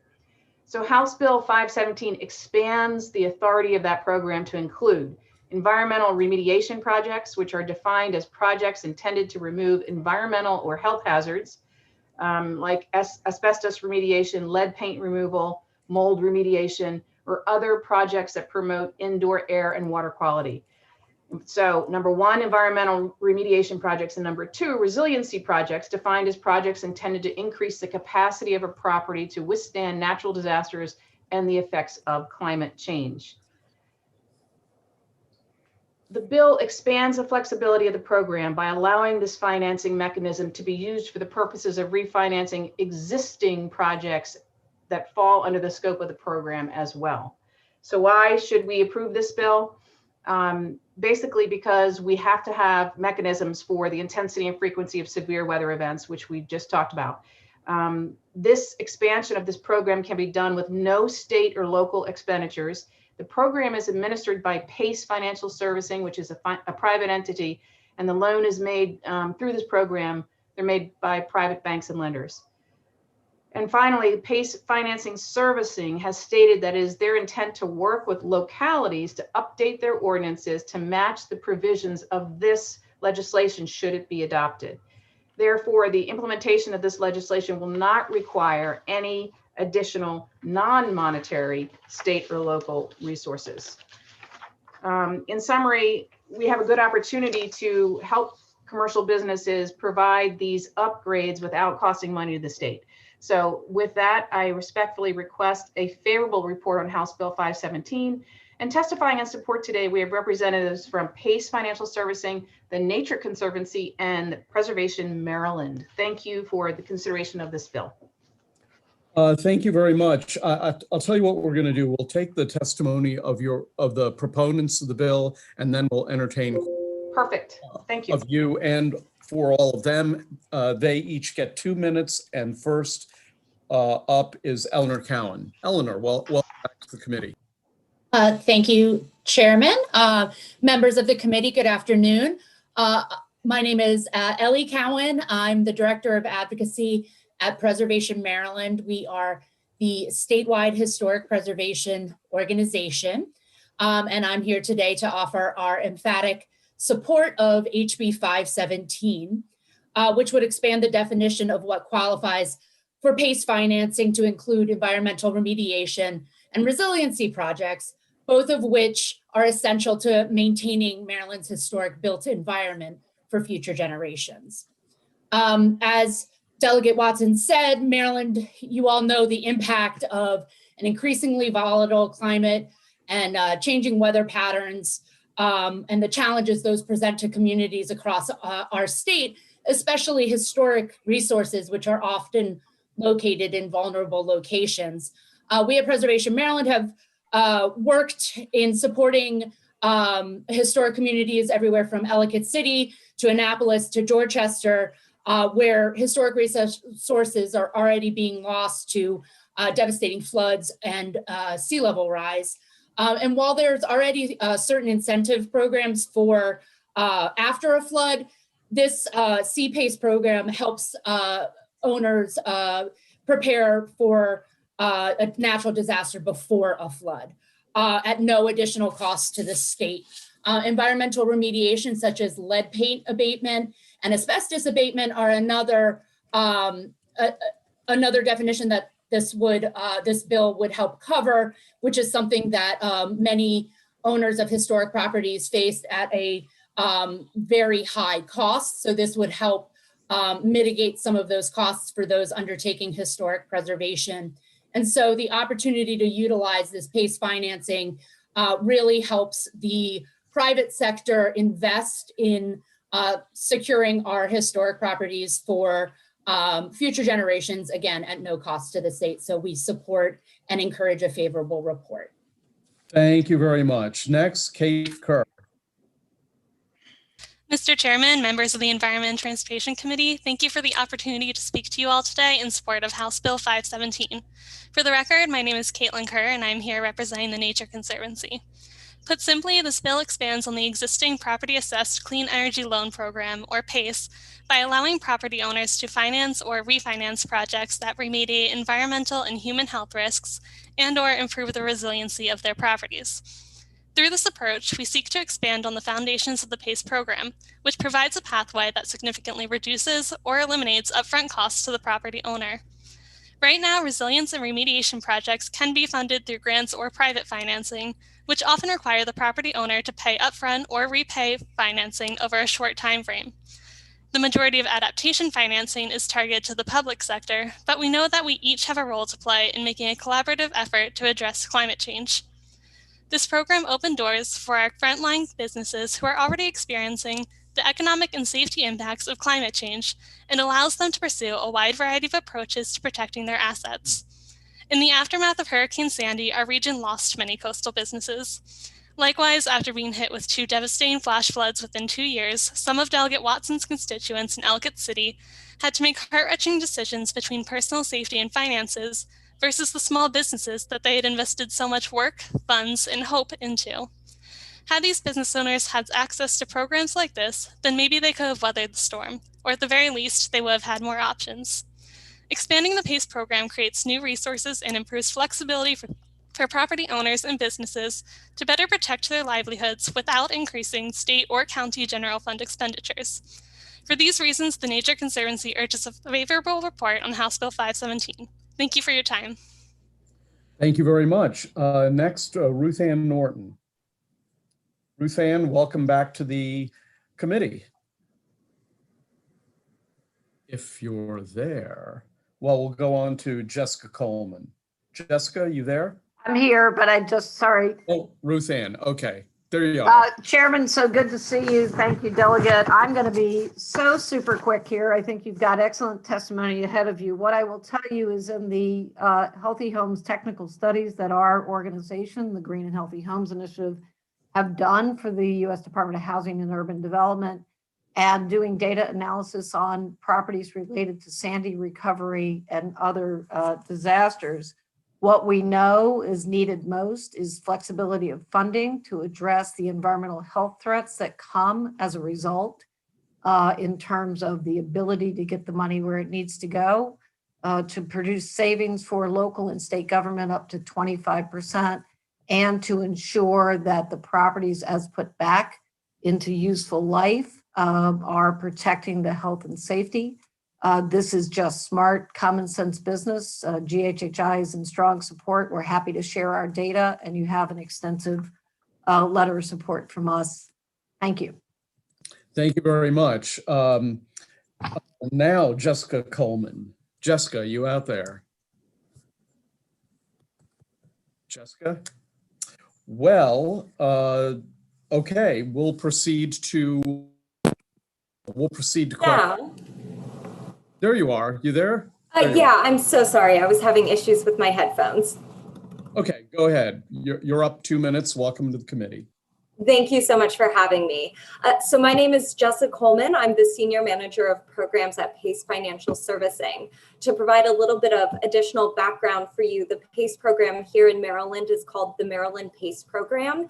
It is sponsored by the Maryland Clean Energy Center and administered by my firm, PACE Financial Servicing, or PFS, in partnership with the Maryland Clean Energy Center.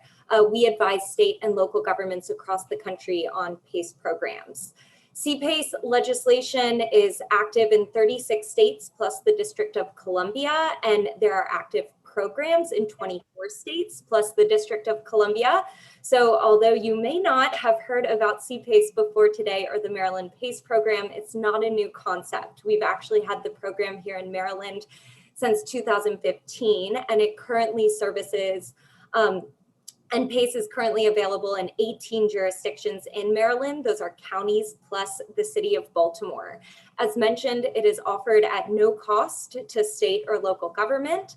To date, we have been able to finance $44.3 million of CPACE financing for energy efficiency related improvements to properties across the state. That's warehouses, hotels, farms, office buildings, churches, Main Street businesses, and more. Our goal in 2021 is to deploy $30 million of CPACE financing here in Maryland. And the bill that is being proffered by Delegate Watson is going to help us achieve that. Historically, PACE has been used to finance energy efficiency improvements. Expanding it to allow the financing of resiliency, environmental remediation, and air quality improvements is a natural extension of the public benefit available through the program. So I respectfully request your favorable support of House Bill 0517, and I'm available for any questions you may have. Thank you. Okay, thank you very much. We have two hands up, and the first one goes to Delegate Clark. Delegate Clark, for the sponsor or for any of these witnesses? Just a quick question for either one. I don't quite understand, who is PACE? I mean, where is the financial backing that PACE has to be able to make these loans? Ms. Coleman, you can go ahead. Thank you. Yeah, I recognize it gets a little confusing. PACE stands for Property Assessed Clean Energy. So it's actually the acronym, the name of the financing itself. And so a lot of us companies that work in the PACE industry have the word PACE in our name. Hence why my firm is called PACE Financial Servicing. But the financing itself comes from private lending institutions who individually offer the financing to businesses that decide to apply for the financing. The ability to offer the financing simply has to be enabled through state and local legislation before the private banks can provide this particular financial product. Okay, if the chairman will allow me one more question. Go for it. Can you give me, let me give you a situation. If I have a restaurant in Solomon's Island and climate change is going to change, the sea rise is coming up and I need to raise the building up, and I already have a mortgage on it, you know, maybe $400,000, but I need $500,000 to be able to raise it up. How does PACE Financial come in and give me the ability to do that? And what are the terms that are in general to these businesses? Yep. Thanks for the question. That's a great example. So if this legislation were to pass, raising the building is precisely the type of measure that we would be able to help finance as a resiliency related measure. The financing, like I said, is offered by private capital providers. What makes PACE different from, say, your mortgage is that it is secured by a tax assessment on the property, which means the debt is actually attached to your property, not to you, the individual borrower. So if you were to sell the property at a later date, that outstanding balance would actually transfer to the new owner, the same way any other tax assessment on the property would be the responsibility of the owner of that individual property. The terms are generally negotiated directly between the borrower and the capital provider, so the interest rates are set by the lending institution, not by us, the program. I can say that generally speaking, we've seen rates range about 5 to 6%. The terms of these loans are usually 20 or 25 years. And if this legislation were to pass, one thing we would need to consider in our program guidelines when we enact the legislation with counties is precisely how long the maximum term should be for resiliency improvements, since those tend to have a very extensive useful life, maybe 30, 35 years or longer. So actually the payments would be made on your tax bill? Is that what you're telling me?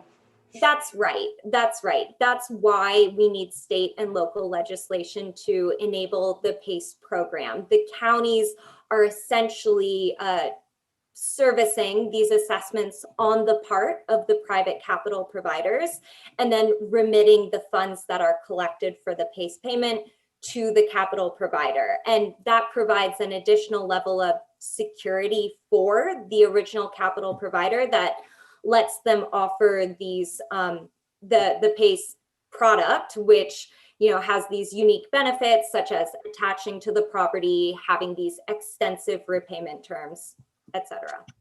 Okay, one last comment, Mr. Chairman, or question.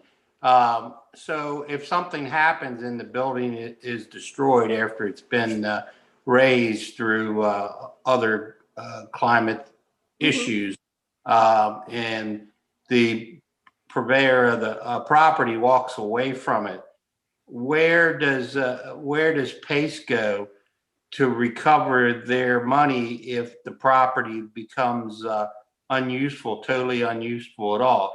Do they just take the loss? Do the financial people take the loss, and that's why they're you say they're at 5 or 6%, where right now the prime rate's about 3.25%, and you could borrow money out there, fairly cheaply. Is that why the rates tend to be a little bit higher going in to try to offset some of that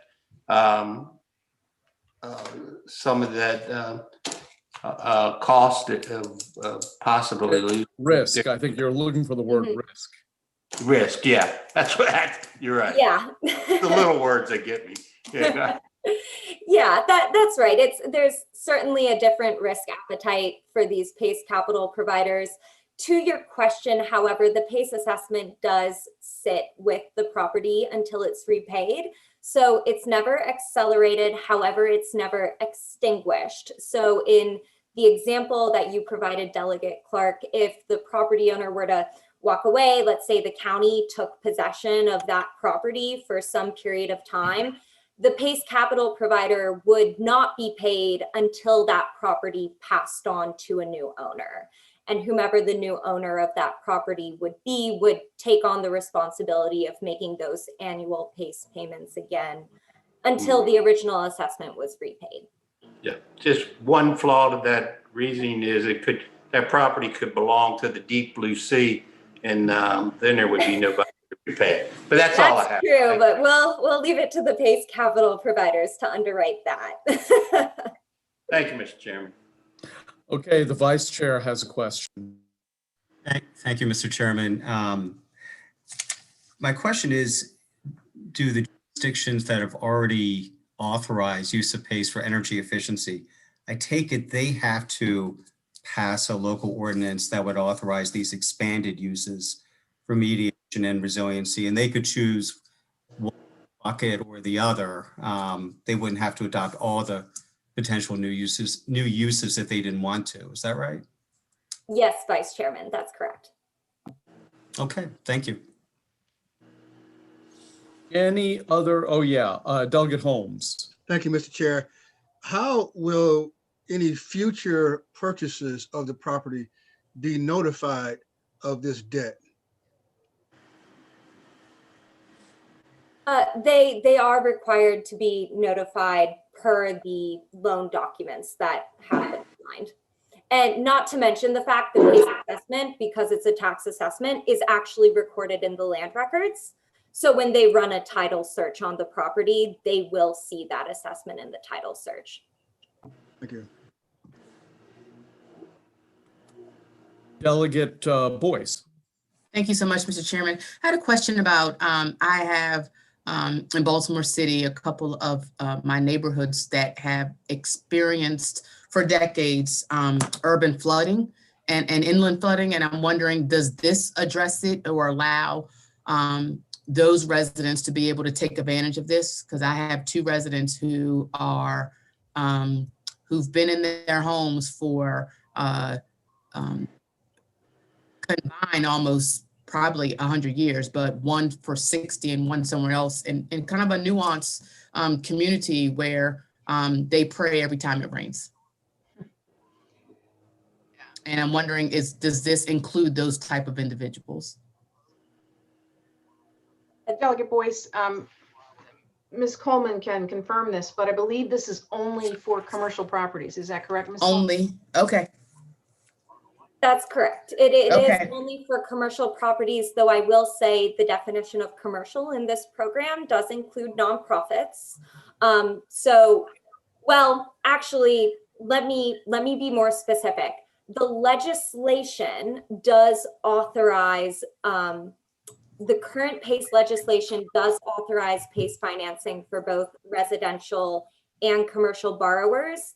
However, in terms of operationalizing that legislation, we currently only offer a commercial PACE program. Understood, but I think the most important question is, does this include urban flooding? And yes, it will. I believe Senator Hester has had the same problem in Ellicott City, and in her cross-filed bill hopes to address that. Thank you. Okay, there don't appear to be any further questions. Mr. Chairman, could I just add one quick thing? Sure, go ahead. I just want to make sure the committee knows that this bill did pass last year in the Senate, but we didn't make it through the House in time last year. Since last year, it's been changed slightly to add the health resilience portion of it so that HVAC systems could be financed for COVID examples. And then finally, we also did change it so that we could allow financing, but also refinancing projects so people could take advantage of the lower interest rates. And that's all I have. Thank you so much, Mr. Chairman. Okay, thank you. And that concludes, I believe nobody else has signed up in opposition. So that concludes the public hearing on House Bill 517. Do we have either Delegate Henson or Rosenberg someplace? I am present, Mr. Chairman. Well, you're up next. Delegate Henson has House Bill 451. Thank you, Mr. Chair. Good afternoon, members of the Environment and Transportation Committee. Thank you, Chairman Barve, Vice Chairman Stein, for the opportunity to present House Bill 451, titled Real Property Residential Rent Property Inspections, Remote Video Inspection. I'm asking for your favorable recommendation. Remote video inspections is an inventive and efficient way to safely inspect rental properties, even at the worst of times. An RVI is a virtual means of inspecting a property, specifically to this bill, rental properties, residential rental housing. You will find in the written and oral testimony support from the Attorney General's Office, Consumer Protection Division, the Maryland Multi-Housing Association, with an amendment that I would consider friendly to the bill's intention. Also, commercial companies that perform this service in the industry, and testimony from what I think is probably the most probative of them all, the town of Shaker Heights, Ohio. In Shaker Heights, Ohio, in response to the pandemic, they stood up the process of conducting remote video inspections for their residential rental housing. In the testimony from Shaker Heights, Ohio, you'll see that they were able to adopt this process using free, publicly available technology, Google Duo software, and that it's been well received there and it's been going well. In addition to Shaker Heights, Ohio, this technology is being used in Florida, Ohio, Arizona, and in many provinces in Canada as well. I am hoping to get the committee's support, but I understand there's also opposition to this bill. So I'd like to point out that this does not impose a new duty to inspect. It only applies to existing inspections. I would also point out that it only puts forward another methodology for conducting those existing inspections. I would also like to point out that the bill does account for feasibility and it accounts for privacy as well. It's with these considerations that I would respectfully ask for your favorable recommendation. Thank you. Thank you. Okay, so we have 3 people signed up, either favorable or favorable with amendments. So let's go to Ramaswamy Srinivasan and then Paul Konies, and then favorable with amendment Grayson Wiggins, and we will then entertain questions. So Ramaswamy Srinivasan, you're up next. We're just now letting him in from the waiting room, so can you just go to the next one and then he'll be ready? Sure. Is Paul Konies, did I get your name correct, sir? Well, okay. How about Grayson Wiggins? Yes, you did, sir. Oh, Paul Konies. Okay, great. Paul, you're up. You have 2 minutes. Welcome to Annapolis, Maryland. Welcome and thank you very much. I'd like to thank the Environmental Transportation Committee and Delegate Henson for allowing me to speak. My name is Paul Counis. I'm the building commissioner of the city of Shaker Heights, Ohio, and I'm a certified building official with the Ohio Board of Building Standards. I have 25 years of experience in building and property maintenance code. Shaker Heights is an eastern suburb of Cleveland, Ohio, with a population of about 29,000 and an area of about 6.5 miles. Back in March of 2020, when COVID struck, the governor of Ohio determined that construction and building industry was imperative that we be maintained. The Shaker Heights Building Department adopted a policy of remote video inspection utilizing the Google Duo app. If you're familiar with FaceTime on your computer, then Google Duo is similar. This provided safety for the employees, the contractors, and the residents. It was very flexible scheduling between our hours of 8 and 5 p.m.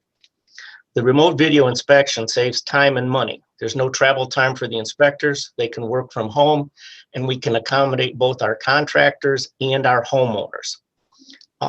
We perform both point of sale inspections and building permit inspections with the remote video service. Ultimately, the other benefit is you have the option. If somebody doesn't have it, you can go in person and go there. But by utilizing remote video inspections, you protect your employees, the residents, the contractors, and still provide a vital service for the residents of your municipality. And right now we've performed somewhere in the neighborhood of 2,000 plus remote video inspections. I support this legislation, and I think it'll be a benefit to Maryland, its residents and contractors. Thank you. Thank you very much, sir. I have to say, just before I recognize the next person, I had a friend who lived in Shaker Heights. I love the fact that I could fly into the airport, take a trolley right into the middle of one of the most expensive neighborhoods, I guess around, and then walk 1 block to his home. And it's funny how expensive neighborhoods all over the country hate trolleys and rail systems, and yet nobody seems to care about it in Shaker Heights. So it's a neat place you represent, and I had a great time when I was there. So thank you very much. That was the Flurgan brothers. They built downtown Cleveland, and they built a private rail to take their residents from their suburb of Shaker Heights downtown Cleveland to their office, and it remains to this day. It was built in the 30s. Yep, it's a fantastic system. Thank you. Okay, so is Mr. Srinivasan with us yet? Yes, I'm here. Okay, you have 2 minutes. Welcome to Annapolis, Maryland. Thank you very much, and thanks for the opportunity to speak here. I'm a Maryland school graduate. I got my master's, my PhD at the University of Maryland, College Park, but now I'm in California, and it behooves me to, not just help a lot of states that we've been helping with remote video inspections, but also give back to my home state, my alma mater. So thank you again. So what we've been doing over the past close to a year is helping several cities and counties implement remote video inspections. And we go a step further. We don't even need an app. So we made it very easy for inspectors to send out a text message. You click on it, the back camera turns on the browser, no app required, and the inspectors can take photographs. They're geo-stamped, which means you can verify the location, you can zoom in, you can mark up.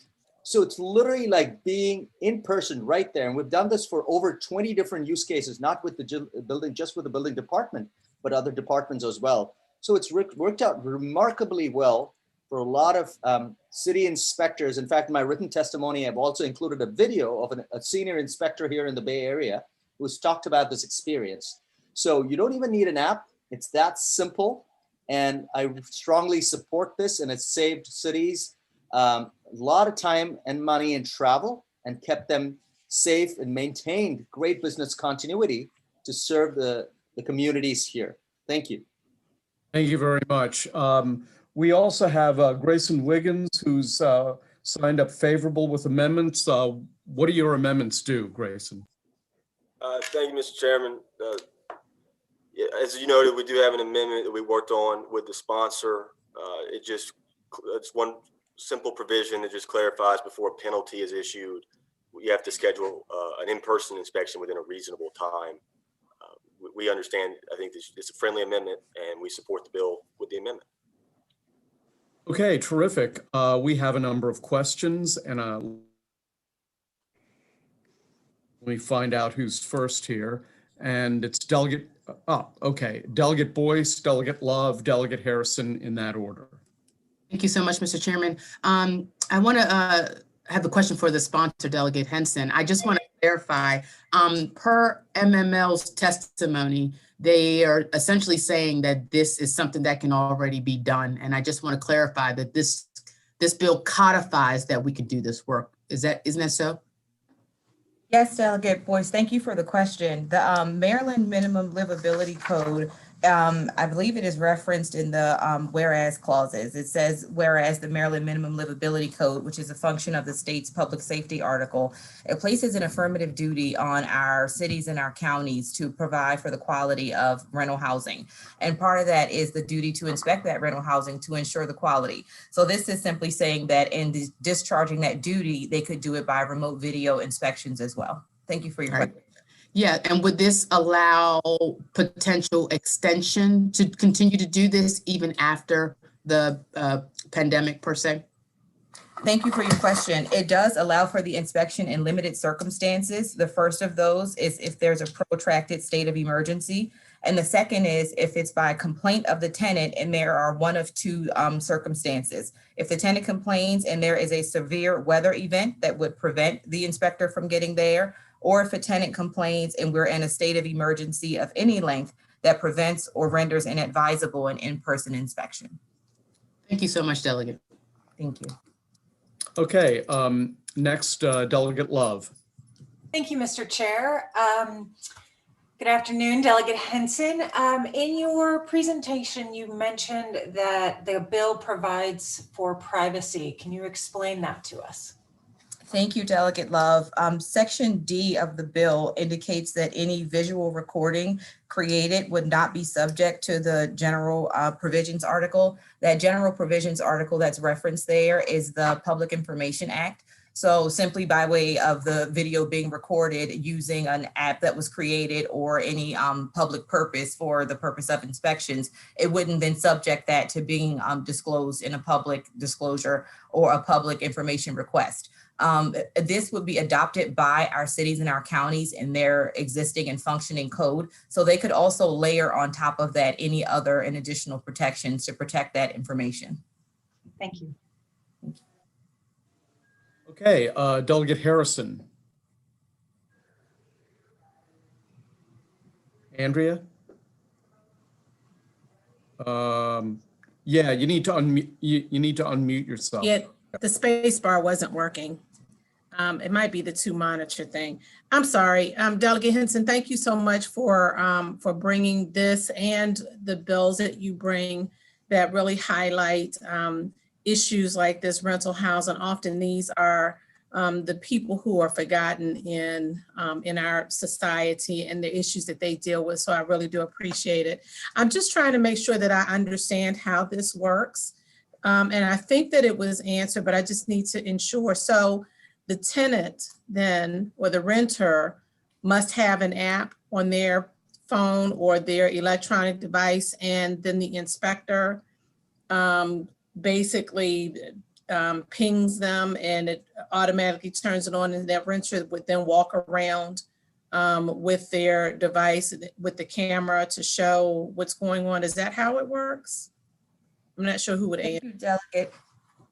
Thank you, Delegate Harrison, for your comments and your question. You've gotten it basically right. The bill itself doesn't prescribe with specificity how the inspection would have to be conducted. We do leave that flexibility to our cities and our counties to adopt specific provisions. We more or less put the guardrails there with, what the minimum standard would be. And minimally, they would have to verify that they're at the location that they intend to inspect. So ideally, that would mean that the inspection starts just outside of the door if you want to verify the numbers on a unit to say you are at unit 156.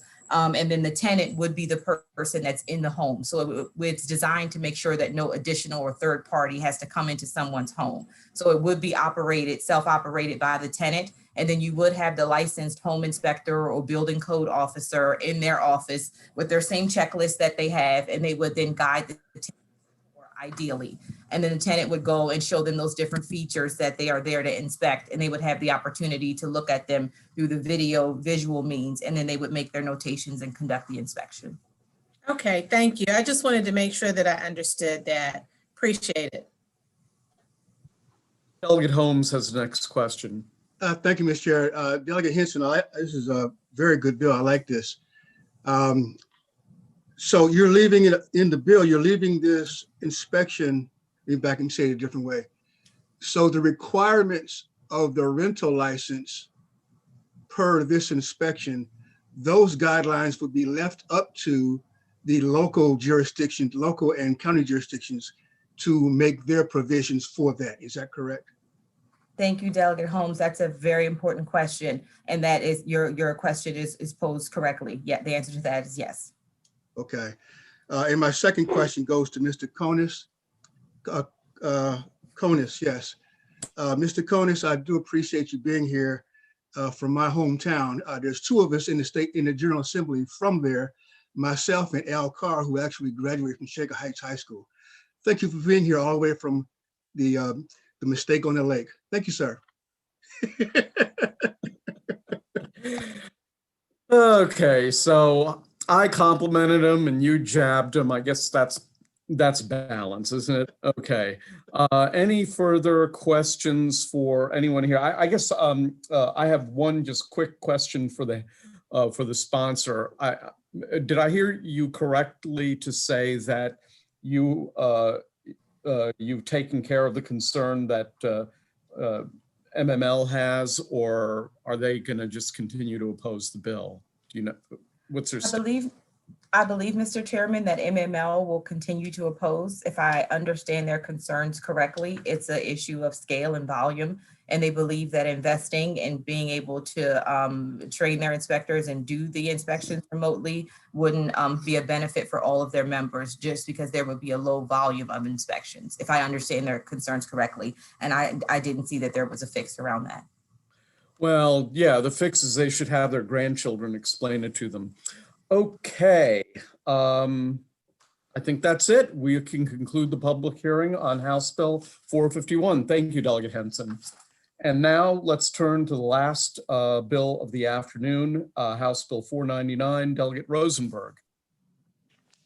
Thank you, Mr. Chairman and members of the committee. House Bill 499 would do for settlements and other judgments, monetary judgments received by the state in deceptive and other certain violations of the housing provisions of our Consumer Protection Division. It would do for that money what we already do for money received from the big tobacco settlement and money that we presumably or all but certainly will be receiving from opioid settlements. That is, create a separate fund for the use of those dollars. We've done that, as I've said, enacted the law in 2000 for the creating the Cigarette Restitution Fund. 2 years ago, we created the Opioid Restitution Fund. This bill would provide that for the same procedure, all the money, except for that from the cost of the litigation, would be used for rental or legal assistance. So there would be related to the purpose the issue that prompted the lawsuit. I would add that obviously this is generated by the lawsuit brought against Westminster Properties. There has been no legal action in that. That case has not gone to court yet, but this bill would be in anticipation of any such settlement.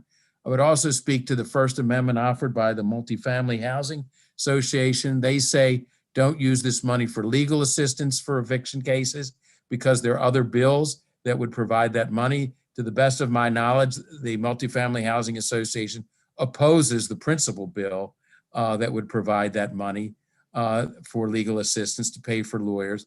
that is the increase in the fee for going to court to seek an eviction. I would urge the committee give a favorable report to this important legislation.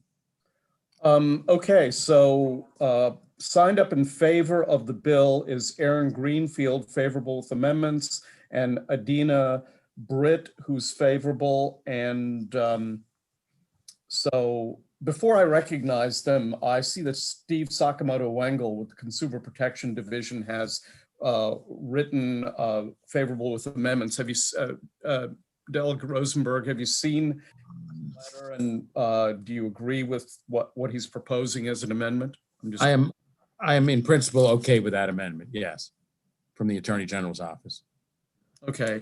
I have another question for you before I go to the witnesses. In terms of legal representation, since there's no legal defense for the non-payment of rent under ordinary circumstances, not like right now where there's an affirmative defense, what would the lawyers do?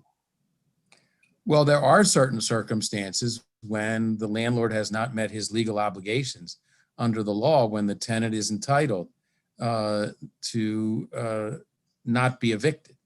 This committee spends hours and hours writing the code with regard to what is the law regarding eviction, and tenants have a right not to pay in certain circumstances. The landlords are represented in court, and so for the laws that we write to be equitably enforced, to level the playing field, that's why both parties in certain circumstances should have representation. Well, I mean, 98% of evictions are for failure to pay rent. And in a small minority of instances, the tenant will go to court and ask to have the rent put into escrow, and they don't need an attorney to do that, do they? Most tenants don't know that they have the right to go to escrow. That's why they need a lawyer. They don't know the laws. The landlords pay people to represent them in court. We think the same should be done in those circumstances when the tenant has a legal claim. Okay, Aaron Greenfield and then Adina Britt in that order. Good afternoon, Mr. Chairman. I think you need, we didn't hear, I didn't hear you there. Why don't you start over and we'll start the clock. Thank you, my apologies.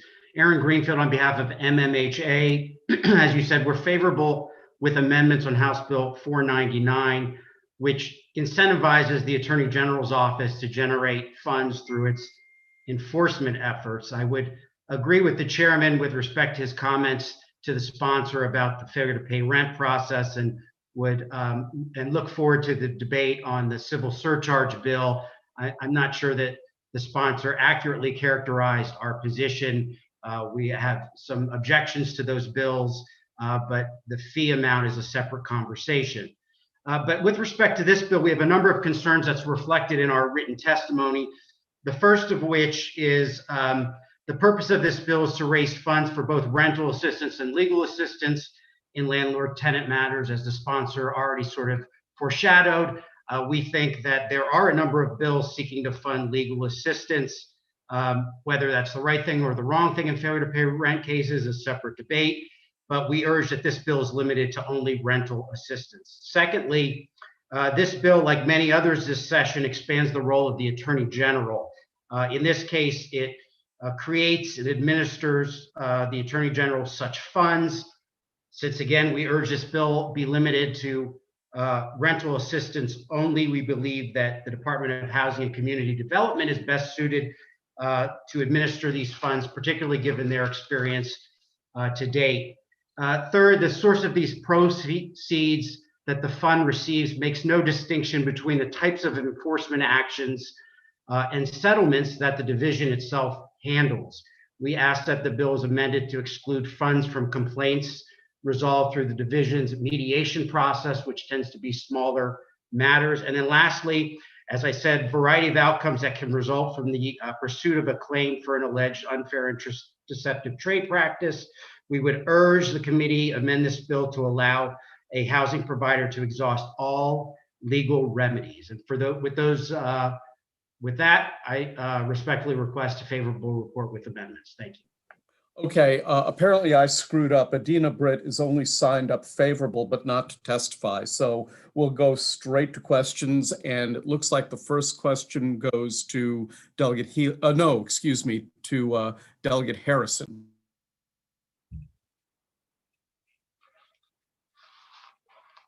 You need to unmute yourself. No? Okay. Then let's go to Delegate Holmes. Marvin? I'm sorry, Mr. Chair. My hand was raised from the last okay. bill. I didn't load it. I'm so sorry. Okay, Delegate Healy. Thank you very much. Yeah, I do have a question about this bill.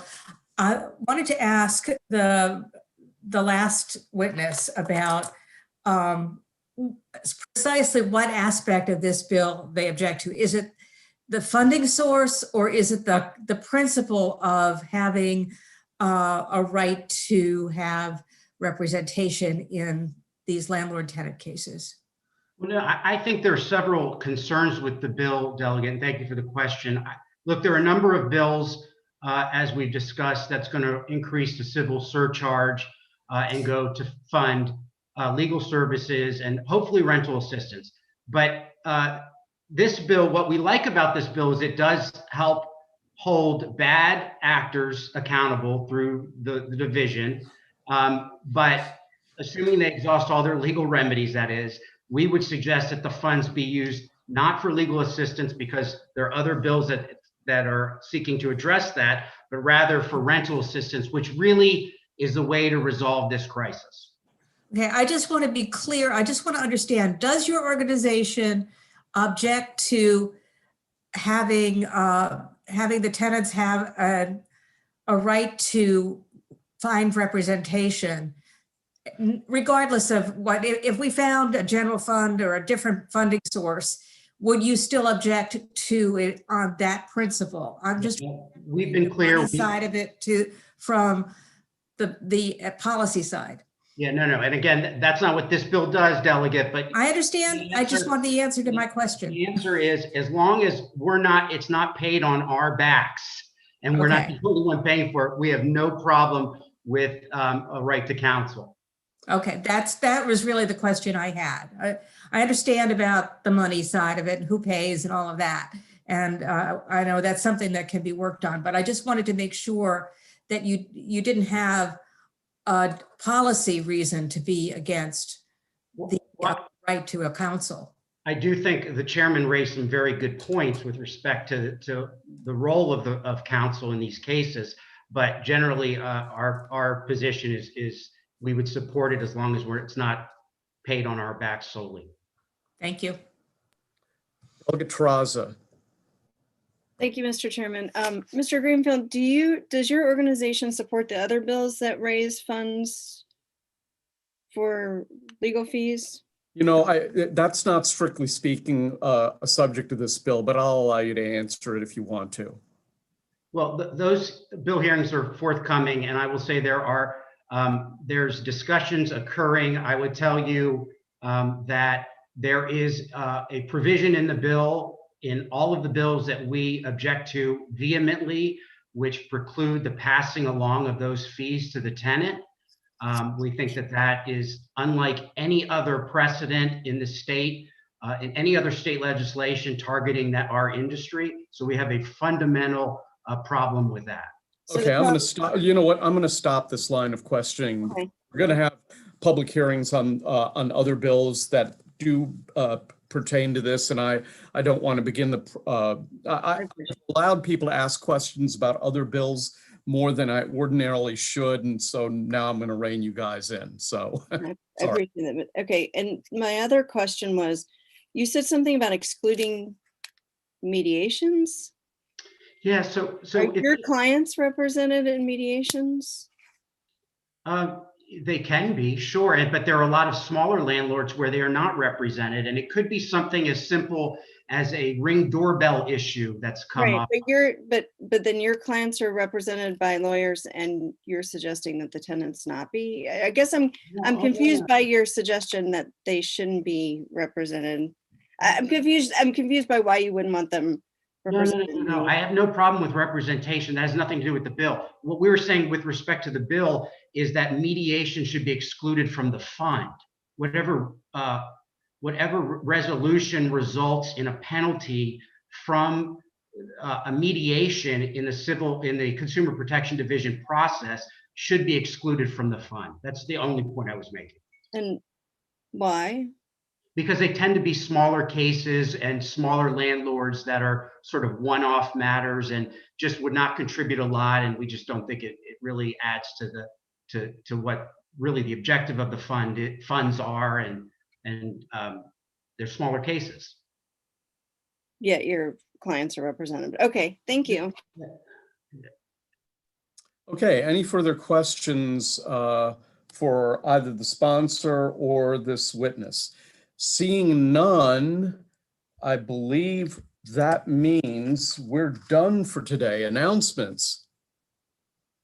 Announcements? Mr. Chairman, Jim, go ahead.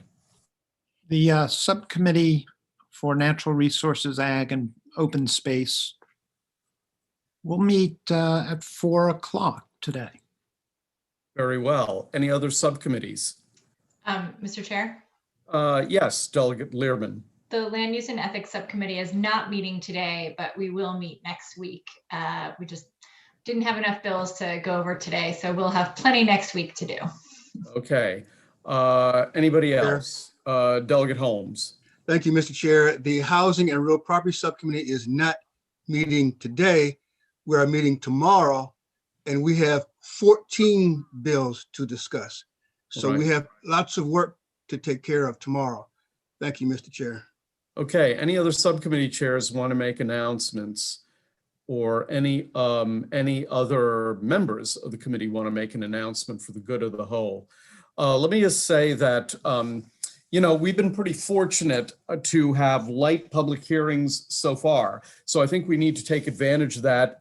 Marvin, in your case, I'd like you to get through as many of these bills as you possibly can, because who knows when we're going to run out of time. And I'd really like to get as many bills on the voting list for Friday as we can. Hopefully those bills will be on second reader next Thursday, as I guess when the second